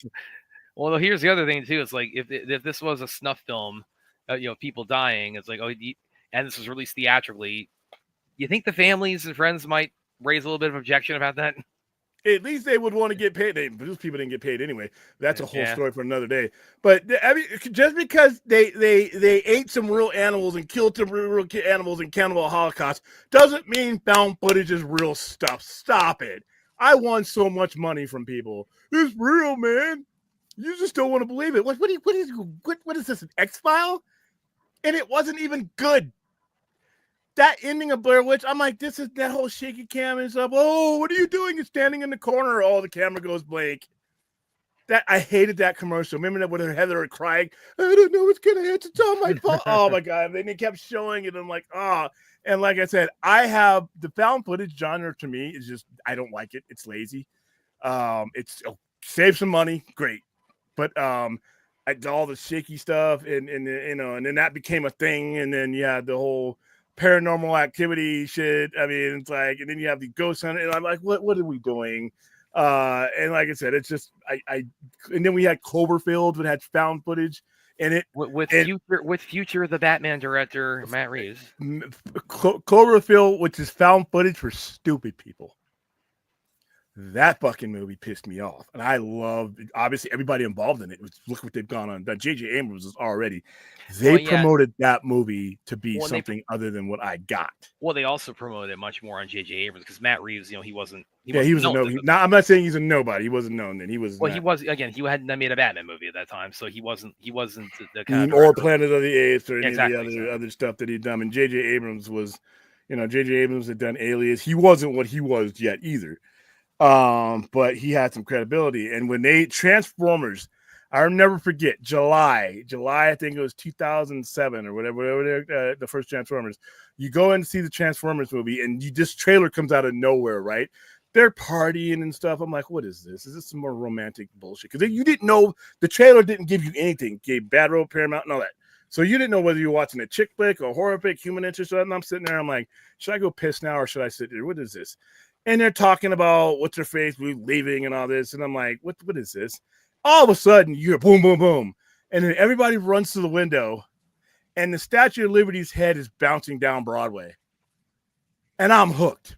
And then they only gave you a date. There was no name for the movie. Remember that? There was no name for the movie. And people were like, what the fuck is that? What the fuck is that? What's that? And that was perfectly marketed. And for the next 8 months, because it was released in January of 2008, January 17, 2008. So I'm like, this movie is going to change my life. They marketed this movie. They had me in. When I saw Cloverfield, as I'm sitting in, well, you know how movie, like I said, a movie can make you dumber. I'm like, am I supposed to even, I know it's science fiction or fantasy, but what makes these things relatable is you can relate to the people. I could not relate to these people. These people were stupid. And the whole shaky cam, 6 minutes of monster. Now there is one here where someone, gets bitten by one of the critters and she blows up. That's cool. Yeah. But yeah, the whole camera, and then the guy holding the camera, by the way, is the dumbest guy in the movie. The dumbest guy in the movie is the one holding the camera. And I like Cloverfield, but I cannot refute that point. He dies in the dumbest way you could possibly but die. I'll take it because it was okay. So if you haven't seen Cloverfield, like they're in a helicopter, it crashes in Central Park, and they're all like, because the city's going to get nuked to take out the monster, and they're all trying to get away. And then he turns around, the monster's standing right behind him, and it looks down at him like a bug. And then he's like too petrified to move, and the Cloverfield monster just raises up, snatches him, bites him in half, and so you're kind of like, because he's got the camera in his hand, you're kind of experiencing being eaten by this giant monster. Stupid. You're experiencing for 92 minutes being stupid. You're wondering, the question of what it is like to be in the body of a dummy, you're getting an answer, because these people do the dumbest shit throughout that movie. And like I said, when the army is evacuating and leaving, you need to be going with them. You don't need to be going in the They tried to. No. Those assholes broke the quarantine and went to go save Beth. Remember? Because we had to save Beth. I'm sorry, Beth. It's been great. Story. You got to die. I'm not going back. It's a love story, man. No, but they're getting evacuated. The only reason they don't make it is because the monster like jumps up in the air. That was dumb too. You just dropped a Moab. It's not a nuclear bomb, but it's a very powerful bomb. It's carpet bombing on. It's a very powerful bomb. You needed to be getting away from that blast anyway. For some reason, Hollywood, they dropped the bomb on the monster. While the helicopters are flying, they're still kind of. They're over the city at that point, but they're evacuating. Why is the helicopter stopping? Why do you need to see whether the creature... It ain't Jason. Did you walk up to Jason and check his pulse? No. You put the axe in his head and you run. Why that helicopter flying that low when you know how big the creature is? They don't know it could jump that high.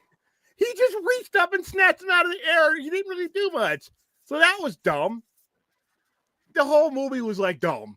And then I had people throwing up. I had the old people in front of me were throwing up. And I had people in the back of me were throwing up. And I got my money back, by the way. I got my money back. That happens in down footage, because people sometimes, there are people who sometimes get motion sickness. And maybe that's actually, that might actually be probably part of the reason why like so much found footage these days goes straight to streaming. So. And it needs to go straight to garbage is what it needs to go. But that movie, because like I said, Aaron. How you doing, Ozzy? She was pissed off about the Oscars earlier too, by the way. Oh yeah, so I just detached myself. But like I said, you want to talk about how to perfectly promote a movie? Cloverfield is how you get people going. Yeah. How it wasn't a good movie in my opinion. And they didn't even like show the title in that trailer. That initial. No, it was 1/16/08. Yeah, that's what you got. And then there was this weird website to where you could see scenes and stuff, and you could move it around. That's all they did. That movie was perfectly marketed. And I rolled in the Cloverfield thing and, dude, this is going to be a Blade Runner type moment. Vomit in back of me, vomit in front of me. And you could tell these people, I'm watching them at the movie. I'm keeping my eye on the movie. And I can feel the people in back. I know I'm like, please don't throw up on me. And they did. And they got down and they did. But the person, I'm looking at Were you out of like the line of fire? Yeah, I got out the way, but it's still nasty. I'm looking at this person because I'm sitting in IMAX, and that was when it was really the next one. I'm looking at this person. I'm like, "You're gonna hurl, aren't you?" And I gave her my bucket. I had popcorn. I had eaten popcorn. I just basically tapped to her and it gave her the bucket. And I'm like, she's like, I'm fine. She took the bucket anyway. Fucking just, I mean, because everybody, and you could see people were doing this shit, twisting their head. When you're watching fan footage, guys, you don't have to do what they're doing. I know it's instinct, especially with Huck, whatever his name was. You didn't need to Hug. You didn't need to be doing anything that dumbass is doing. And he comes up. All right, the dumbest guy in the movie. By far the dumbest guy in the movie. When they're by the trying way, to would save, go on to be Deadpool's buddy. yeah, the The guy. first two movies, anyway. When they get to Beth's apartment, they look at this shit. The building is falling on the other building. Yeah. One building is like there's like two apartment buildings right next to here. One of them's kind of tilted over on the other, and he makes the suggestion because they're like, okay, how are we gonna save her? Because she lives on like the 80th floor, and he says, okay, why don't we like climb to the roof on the one that's still standing, and then like try to cross over, and they say, okay, let's do that. And he said, wait a minute, can I take that back? They listened to a guy who, by the time you got to that dumb idea, he was established as the dumbest thing left. And we're going to listen to him. And even as he's saying it, oh, this is a dumb idea. They're saying, well, we got to save Beth. And everybody's like, she might not even be alive. Well, there's a chance. I'm like, what? Listen. Everybody in that movie, spoiler alert, dies because they all needed to. If my biggest thing about that movie while I'm watching it, had any of them dummies lived, I would have been like, why? The final girl in a horror movie, she's usually the smartest one in the movie. You know, she outsmarts the killer or does whatever, and that's how the final girl survives. Nobody in this movie was smart enough to live. They were all dumb. First of all, why are you going with half of you people just met each other? That's the thing about that party. So half of the people met the other half. You're going to go die for these people? Fuck that. Sorry. Well, they had a prior relationship. Come on, man. Some of them did. Yeah. Some of them met at the party. That one girl that blows up when the little creatures bite her and she hemorrhages. By the way, why did you take her behind the sheet for her to blow up? I wanted to see that. But anyway, they had just met her at the party. Probably because they're afraid of they're afraid she's bitten, like it gets infected with like the venom or whatever those little critters. And so probably. By the way, the coolest thing in the movie. That was pretty cool. When you see the monster for the 2 seconds you get to see him there, and all these crab things start jumping out, and they start chasing them through the subway, and she gets bit by one of them, and then they kill the rest of them. Yeah. And then the army has dealt with it before, obviously. And they're like, we got her eyes from her eyes. Yeah, and I'm like, oh man, quarantine area, and then you see her in silhouette just pop like a zit, and so probably why they put her in the quarantine areas because again they know now the venom causes people to explode. So probably was okay, like her blood flies everywhere. It's probably gonna like spread a pathogen. I still, you could have put plastic and shown me. 10 Cloverfield Lane was great. That movie was really good. That ending, they did not stick the landing. John Goodman is excellent in this movie. Oh, yeah. Mary Elizabeth Winstead. I love that movie. They do a lot with nothing in that movie. Yeah. That movie takes place in like a fucking shed, and it's a great movie. Well, because it's there's like an outbreak that's happening, and this John Goodman, he's kind of like he's a doomsday prepper, is what he is. Pretty much, yeah. So him and Mary Elizabeth Winstead and one other character, they're kind of hunkered down in this. That guy doesn't make it, by the way. If you haven't seen it, he gets Oh, and what is his name? I'm missing his name, but he would go on to be in what was that Netflix home invasion movie? He's really great in that too. Let me look this up real quick. But yeah, 10 Cloverfield Lane was good until like the last, and then John Goodman's character starts turning into something that I didn't really... John Gallagher Jr. He was the third character there, and he would go on to be the kill in Hush that year. Hush is really awesome if you haven't seen that, because what that is, it's a home invasion movie where this one girl is deaf, so for her it's like a silent kind of event, but. Yeah, that's on Netflix, and it's Mike Flanagan co-wrote and directed that. So give that give that a look if you haven't seen that, because that is pretty damn awesome. He's really great in that, but he was also again like the third kind of character in hiding in 10 Cloverfield Lane. Well, yeah, you're right. They're supposed to. It's actually supposed to be another Cloverfield movie, because that one Cloverfield Paradox, that one sucked. Yeah. Well, so is it going to be like showing us like that one monster that's like tall enough to like reach up into the clouds? Yeah, that was stupid. But yeah, it's supposed to show you where it came from. But like I said, Cloverfield, it was a fun promotion, but the movie kind of pissed me off. And like I said, I got nearly barfed on. Aaron, you should give that a look. Yeah, the ending is not good. It gets kind of goofy at the ending with the movie, and that's probably the first movie that I did just started this trend of the movies being really good. I will be 10 times more upset if your movie is really good and you don't stick to ending, because I can't. Yeah, that's where I will take. I'm very much like I will take. I'll take weak start, strong finish over the other way around every single time. Yeah, when it comes to but that's why both Smile movies piss me off. That's why Us pissed me off. Not because they're bad movies, but because the endings did not reflect the quality of the journey that got me there.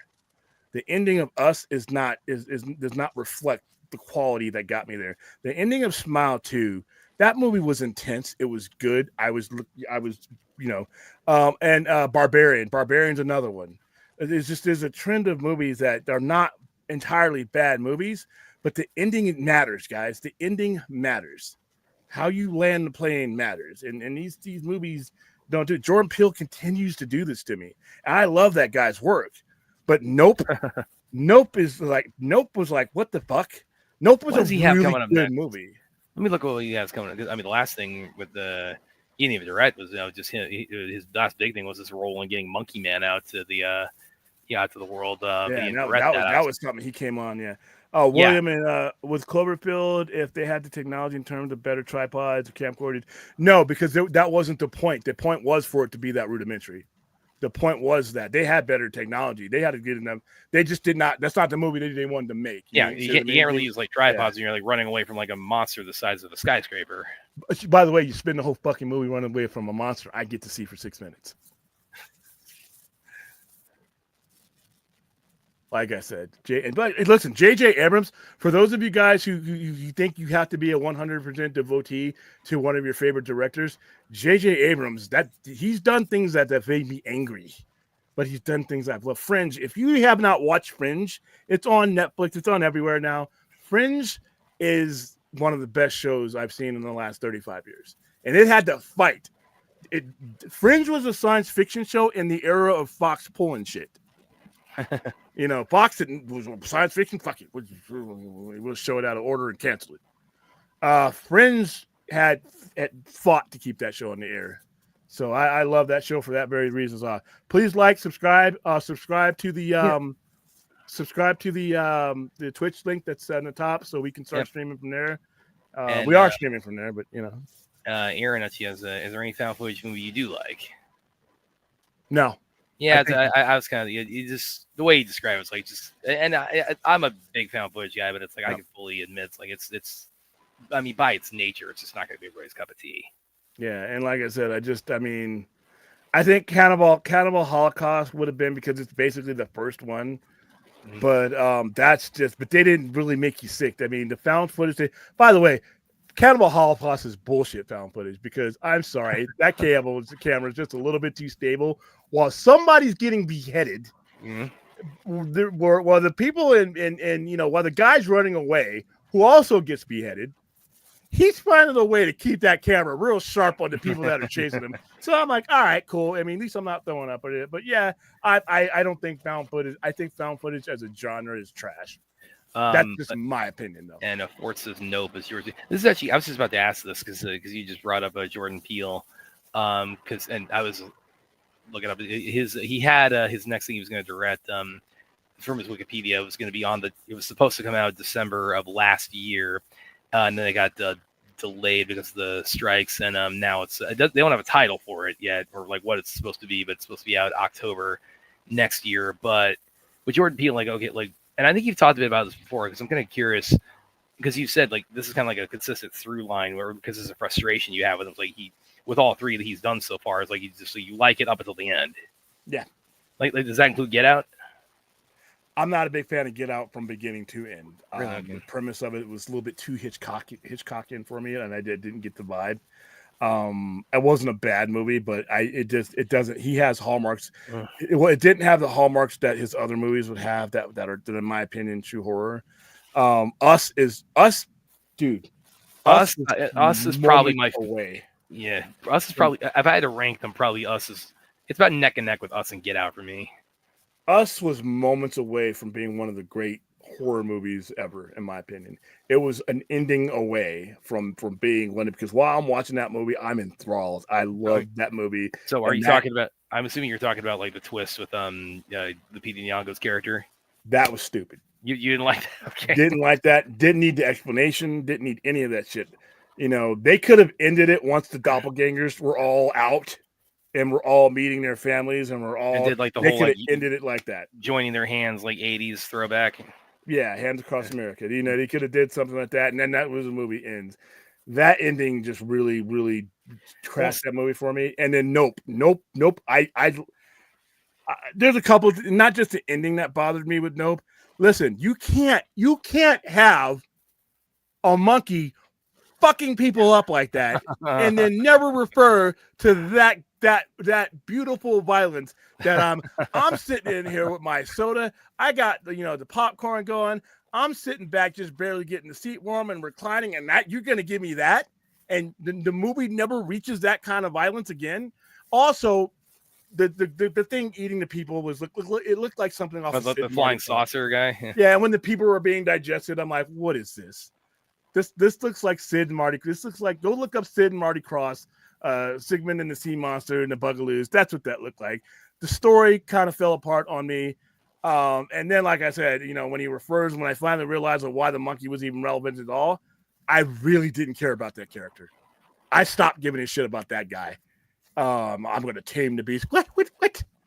So Nope is my least favorite movie over all of his. Not a horrible movie, but it's misleading to the point where it's like, why did you do that? And he was a kid. I don't care. Bring that monkey back. Dude, I'm waiting for that monkey to be a manifestation of the alien or something like that. Oh, so I'm waiting for that fucking thing to land, and this monkey comes out ripping ears and shit off. I'm like, here we go. Make this like the Jordan Peele cinematic universe, and the monkey is like the killer, like throughout all of them. Well, I figured, okay, that, since that happened to him in his childhood and all that the monkey, the alien could take. I wanted something more than what I got. And that's the problem I have with Jordan Peele's stuff is the gem is there. It's there. The greatness is there. You're sitting and you're watching it. And then it's like I said, you're in the car. You're in the backseat of a car. You're on your way to somebody. You're taking a cab. You're taking an Uber to the airport, right? You know where the airport is. And all of a sudden, you're checking your phone and everything's going right. And you look up. You're not going to the airport anymore. You're out in the desert somewhere. That's where his movies are to me. And it's like that guy. He's one landing away from being. He's already got an Academy Award. But at the same time, I really want to love his movies. But Us. Like I said, Us was an ending in a non-explanation away from being one of the great horror movies done because the premise is awesome. The premise is awesome, and the people in it are awesome. Everybody does their job. Oh my God. Lupita Nyong'o, she's really scary in it too when she's the alternate version of her other character. Because when she goes in when the clone family takes her family hostage and she gives that monologue in the living room and she's got that really strained voice in the monologue. It's like it's got this almost like this dark sort of fairy tale kind of quality to it. That's such a creepy scene. That switch was meaningless. That switch added nothing to the movie. Are we alluding to the twist at the end? Because are you allowed to spoil?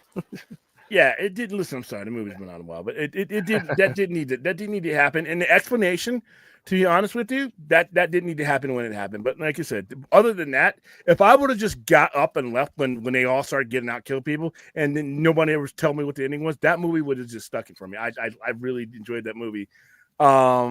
But yeah, Nope has a couple disappointing things into it. I think the best thing about Nope is they in the short time they have them on the screen, because it's not a very long movie, is you develop every character that you see. I don't like where some of them go, but you develop. He does a great job in developing the brother and the sister, the horse, the ranch that they inherited, and all that kind of stuff. That's the strong part of the movie. Unfortunately, that's not what I came there for. Listen, if you tell me, if you make a monster movie, guess what William's coming to see? Come to see the monster. If you make a serial killer movie, guess. I'll give you 3 guesses. None of them count. I'm going to see the serial killer. When you give me a slasher movie, with a metaphysical guy who can't die and kills people in graphic ways, that's what I don't care about the character development there, right? I don't care about the character development in Friday the 13th. I don't care. I don't care that you're coming to Camp Crystal Lake because your parents are having a hard time and they don't want you. And I don't care. I don't care if you just broke up with somebody and you're sleazy and you just want to fuck the first thing that you see at Camp Crystal Lake. I don't care. The only thing that I'm there for is to see how you die. What artistic or artful way does Jason kill you? I don't need character development. I didn't need that character. The character development in Nope actually makes what it turns into worse, because I'm like, okay, I kind of care about these people. Now what's going to happen? And then you give me the Frisbee monster, or what the Frisbee man flesh eating, what the hell that was. And like I said, that scene, people want to whine about Flash, CGI, and all this. That scene where they're being eaten, that was horrible, man. That was bad. All right. It looked like what are those pot pies or something? You know what it kind of reminded me of? It actually kind of reminded me of like the remake of The Blob from the 80s. Like you see. No, the Blob from the 80s is epic. That's better. They looked like they were doing something. Literally, look up Google Sid and Marty Krofft. That's what that looked like. All right. Nope, it's no, it's not. And so Cloverfield, Human Interest, our characters are bad, William, but the legendary Godzilla Kong. The first one doesn't. The first 2000, I like the monsters in Godzilla 2014, but my biggest criticism about 2014 is they spent too much time on humans. They spent too much time on people. Listen, once again, I'm coming to you. Named it Godzilla. Wonder what I'm coming to see. I don't care about those people. I don't care about any of that. We lost the bomb, and so I don't care. Don't care. I came to see the giant lizard fuck things up and fight other monsters. Now, they have gotten better, though, even though there has been human interest in Godzilla, King of the Monsters, and some of the other ones. For the most part, and this is why they've been successful, especially when they get into the Kong, Godzilla, and all that, there's some ass whipping going on. Godzilla versus Kong was great. I don't care what anybody says. Well, because that's not an even fight. That was more of a testament to King Kong than anything else. The fact that he's fighting a nuclear-powered lizard with a tail that can knock down a skyscraper, that's got claws and spiny shit all over him, that can literally blast you from way out. And here you are, you're a giant monkey, you're formidable, don't get me wrong, you're literally fighting a fucking dragon. And he held his own. So, no, and it wasn't about human interest. There were humans in Godzilla versus Kong and all that, but they weren't the centerpiece like they were in the original one. Because guess what? They figured it out. I'm coming to see the giant monkey. I'm coming to see the giant lizard beat the hell out of each other and step on people. And that's sometimes I don't need the details.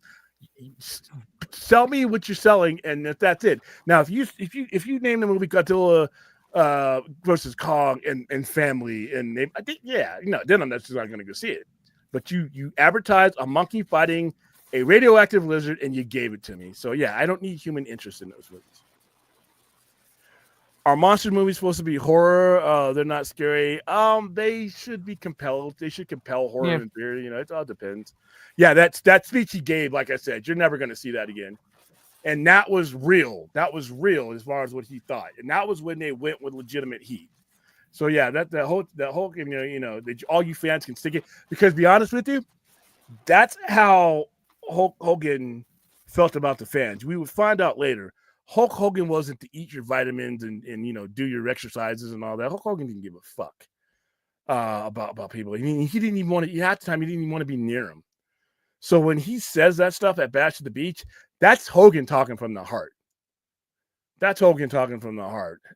He feels that the industry screwed him, that he carried the industry. And like I said, he has somewhat of a case there. But that doesn't justify some of the other stuff he's done. But that made that angle real. That speech was epic, man. Now, John Cena, I don't think John Cena is going to touch that, but he has a case to make now. And let's see what he says on Friday night. I'll definitely be watching. Fringe had too much filler for me. Oh, it just wasn't enough, man. That show, that show was great. Yeah, Fringe was great. And like I said, I'm glad I was part of the campaign to I was able to help. Yeah, we got him. Over the whole year. Yeah. Oh, okay. I don't think a lot of people realize is that. Yeah, Aaron was livid about this earlier. There's a lot of people, and Tony Todd wasn't there. It's not when they die. They don't always. In fact, there's been many cases where they don't honor everybody. They'll do it on the website and things like that, and they'll do it, when they die. But on the awards show, it is a fixed timed event. They're not going to be, if they decide that they're going to focus, like they focused on Gene Hackman, 2-time Academy Award winner, member of the Academy forever. There's only so much time and I'm not defending this. Do not come at me. You don't like Gene Hackman. Michelle Trachtenberg deserves to be there. I have the utmost respect for their work. But when you're putting together a show like that, there's time priorities and things like that. There's been plenty of years where they didn't leave somebody out. Sometimes either because they just recently died or they only have a certain amount of time to add in. Now, why Gene Hackman and not Michelle Trachtenberg? Well, because you're talking about a 2-time Academy Award winner of that magnitude, to where there are people even in the audience that what's his face? Morgan Freeman was near tears talking about him. So I think there are different levels of it. I don't think it should be taken as a slight as a lot of people. I don't, because like I said, there's only so much time in that show, and they had to rearrange that because that script that they did was written and done before Gene Hackman passed away. So yeah, it's unfortunate that not everybody can get in there, but I don't know if it's the disrespect that a lot of people are like, I saw some people losing their shit tonight on it. I mean, but I remember the year Chadwick Boseman died. There were people that were left off that had passed away because you only have so much time. They actually eliminated. Didn't they eliminate the music this year? Whoever somebody watched it, they didn't have the people singing the real song. Yeah, I think they took that. Yeah, they shortened this show. All right, Chuck Cage on Twitch. Thank you. We're gonna make this grow. Are those monster kaiju movies supposed to be horror? I don't think anybody gets scared. No, they're supposed to be fun. I mean, it's just a primal instinct. We want to see big things just smash against each other. So, Us is my favorite. Like I said, the guy is great. I mean, I just want to watch a movie where I leave like, God, he did it. Damn it, stick the landing. When it comes to these slasher movies or found footage movies, William, why is there the trope that there's always the one idiot or group of it? Well, because that's the formula that has worked for them. Just like nudity in it. There's really, if you come down to it, there's no reason to have nudity in most slasher movies. But the 80s, they did. And the Italian horror and the Dario Argento, they just had it. They like the female form, and these movies were testosterone driven, and they used the female body to tell their damsel in distress story. The hotter you felt for the chick, the more you wanted her to, and that's the way they do it. It was a formula that they adopted from Europe, and it just worked. It just worked, just like the Final Girl. Why is there one that's smarter than the rest of them? You went out there at 8 people, and 7 of them were that stupid. But it worked. Like I said, Friday the 13th has some of the dumbest people ever to walk I mean, if you were to believe them, some of the dumbest people. Listen, first of all, why are you there? Why are you there? Especially after the first one. Okay, right. First one, we don't know what's going on. All right, we don't know what's going on. You don't know we're not about to die. Okay, after one, it's on you. Especially Friday the 13th, Part 3 in 3D, where you are driving past the corner, putting two bodies in a corner. You got to turn around. We ain't going any further. All right? Black folk in that car? No, get me out of here. Get me out of here. In the city where we see that, we don't go near there. And we're driving deeper into the forest? No. Absolutely not. But it works. It works. We can suspend our belief because these people are there to die. Except for one of them. And even then, Friday the 13th had a trend for the first couple of movies to where whoever escaped the last movie got killed in the next one. It's kind of fucked up. But yeah, it's because it's a trope, Anthony, but it works and it made them millions of dollars.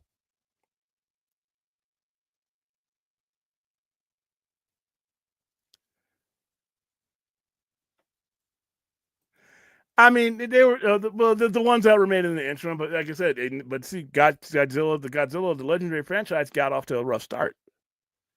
And King of the Monsters wasn't that good.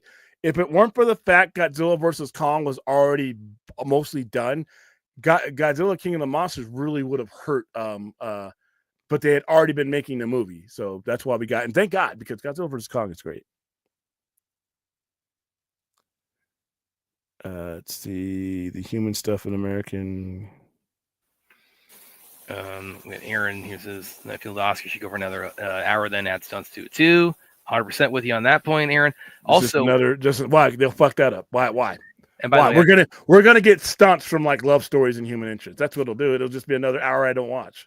And by the way, actually, kind of related to that, another little bit of a plug I'll throw in here. Here we go. Because Aaron actually, where is it? Let me find it here. Oh, you didn't have it queued up already? Oh yeah, here it is. Okay, so there's at Vulture. There now I haven't written for Vulture.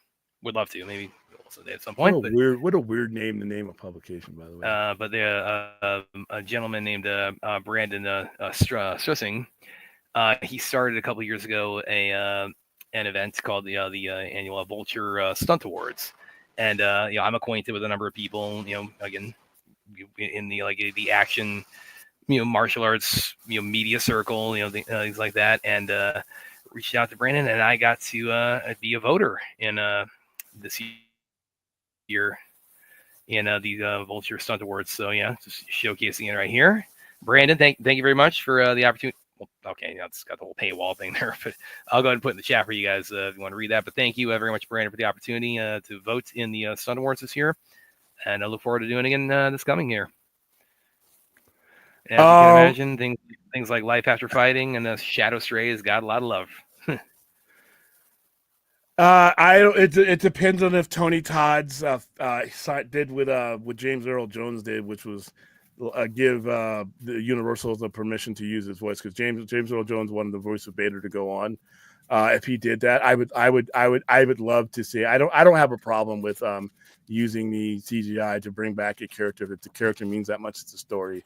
Like you can't tell Rogue One without Grand Moff Tarkin. He has to be there. So. Yeah, that's going to be an interesting, because we've seen a number of things like kind of run into. Obviously we saw that with things like Flash with the Christopher Reeve Superman cameo, and we also recently have seen that with Cobra Kai. Also got a little bit of heat for that with there's Mr. Miyagi in the final season is in a couple of parts is brought back through some of the AI CGI. So that's, I don't know if I personally, I don't know if I really have a firm position on where I stand on that just yet, but I mean obviously it's very polarizing. If the family is on board and they're getting compensated, I'm okay with it. And you need him to tell the story. If you need him to tell the story, you have a decision. I mean, do you hurt your story by not having him there, or do you get somebody who's not him to play him?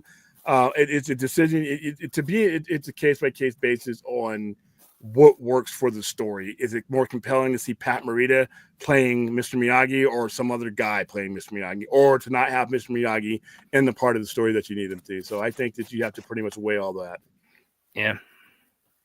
I mean, again, it's I don't know. Give it 10 years. I mean, I'm kind of wondering like how a lot of these movies and shows that that have partaken in that, like when maybe like kind of like a lot of the debate around this maybe kind of levels off, like how ones that have kind of run to trouble for that, like what's kind of like the outlook on that 10 years from now when you'll have legal protections and you'll have well I'm not just talking about that. I'm talking about just like generally like the kind of public opinion, or like if it ran into like trouble for that, or controversy for that 10 years from now, are we still going to look back on the same way once we kind of have like all this ironed out? I think that we will have a tolerance to it that'll make it. It'll be part of everyday life. So you're gonna go ahead and put bad jokes in the Twitch chat. All right. Why is Santa Claus Sam? Because it's between C and M. Oh, wow, oh, Chuck. That's right. 15. Where you go? Maybe go get some type of psychological movie. Nah, you're just going for fun and watching. Seeing now Kate Jason kills people. How about Cena carrying the title till December? PLE Starcade, Cody being retired, or SummerSlam? We can have it. I mean, SummerSlam is in August. That will be good enough for me.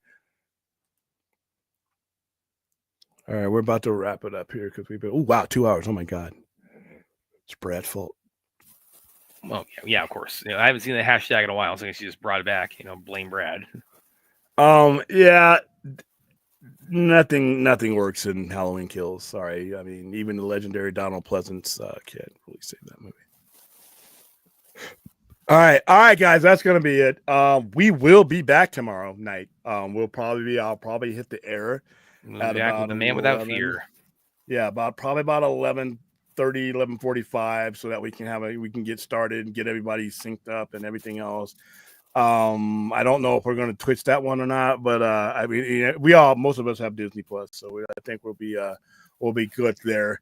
So yeah, tomorrow night at around 11:40 or so, we're going to begin with both episodes. We will be watching the first two episodes of Daredevil Born Again tomorrow night, Tuesday morning, assuming that it's available for us, like it was for Creature Commandos. So, all right, guys, that's it. Thank you for making it a great week. Thank you for all your likes, your super chats, your support, and just watching and spreading the gospel. We will see you tomorrow night, roughly around 11:40ish or so. I'll make the thumbnail now, and I'll have to make sure that I don't accidentally put the Netflix one on there. But until then, oh, Aaron, I don't know. That's kind of like counterintuitive, isn't it? Yeah, you already got enough movement in there. It would not be enjoyable if you're watching it from martial arts and there's shaking cam. Yeah, you need to be able to see what's supposed to be there. But I guess if somebody can pull it off, there's already enough motion cam in that martial arts. That's not it's not optimal. All right, see you guys tomorrow night. Whatever.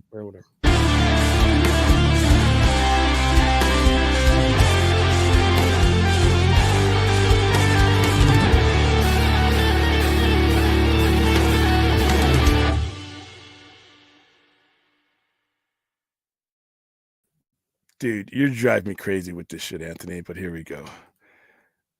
William, as an old school Star Trek fan, you're a few people that didn't attack JJ for what he did for the franchise as a whole that made the movies. Is that the question?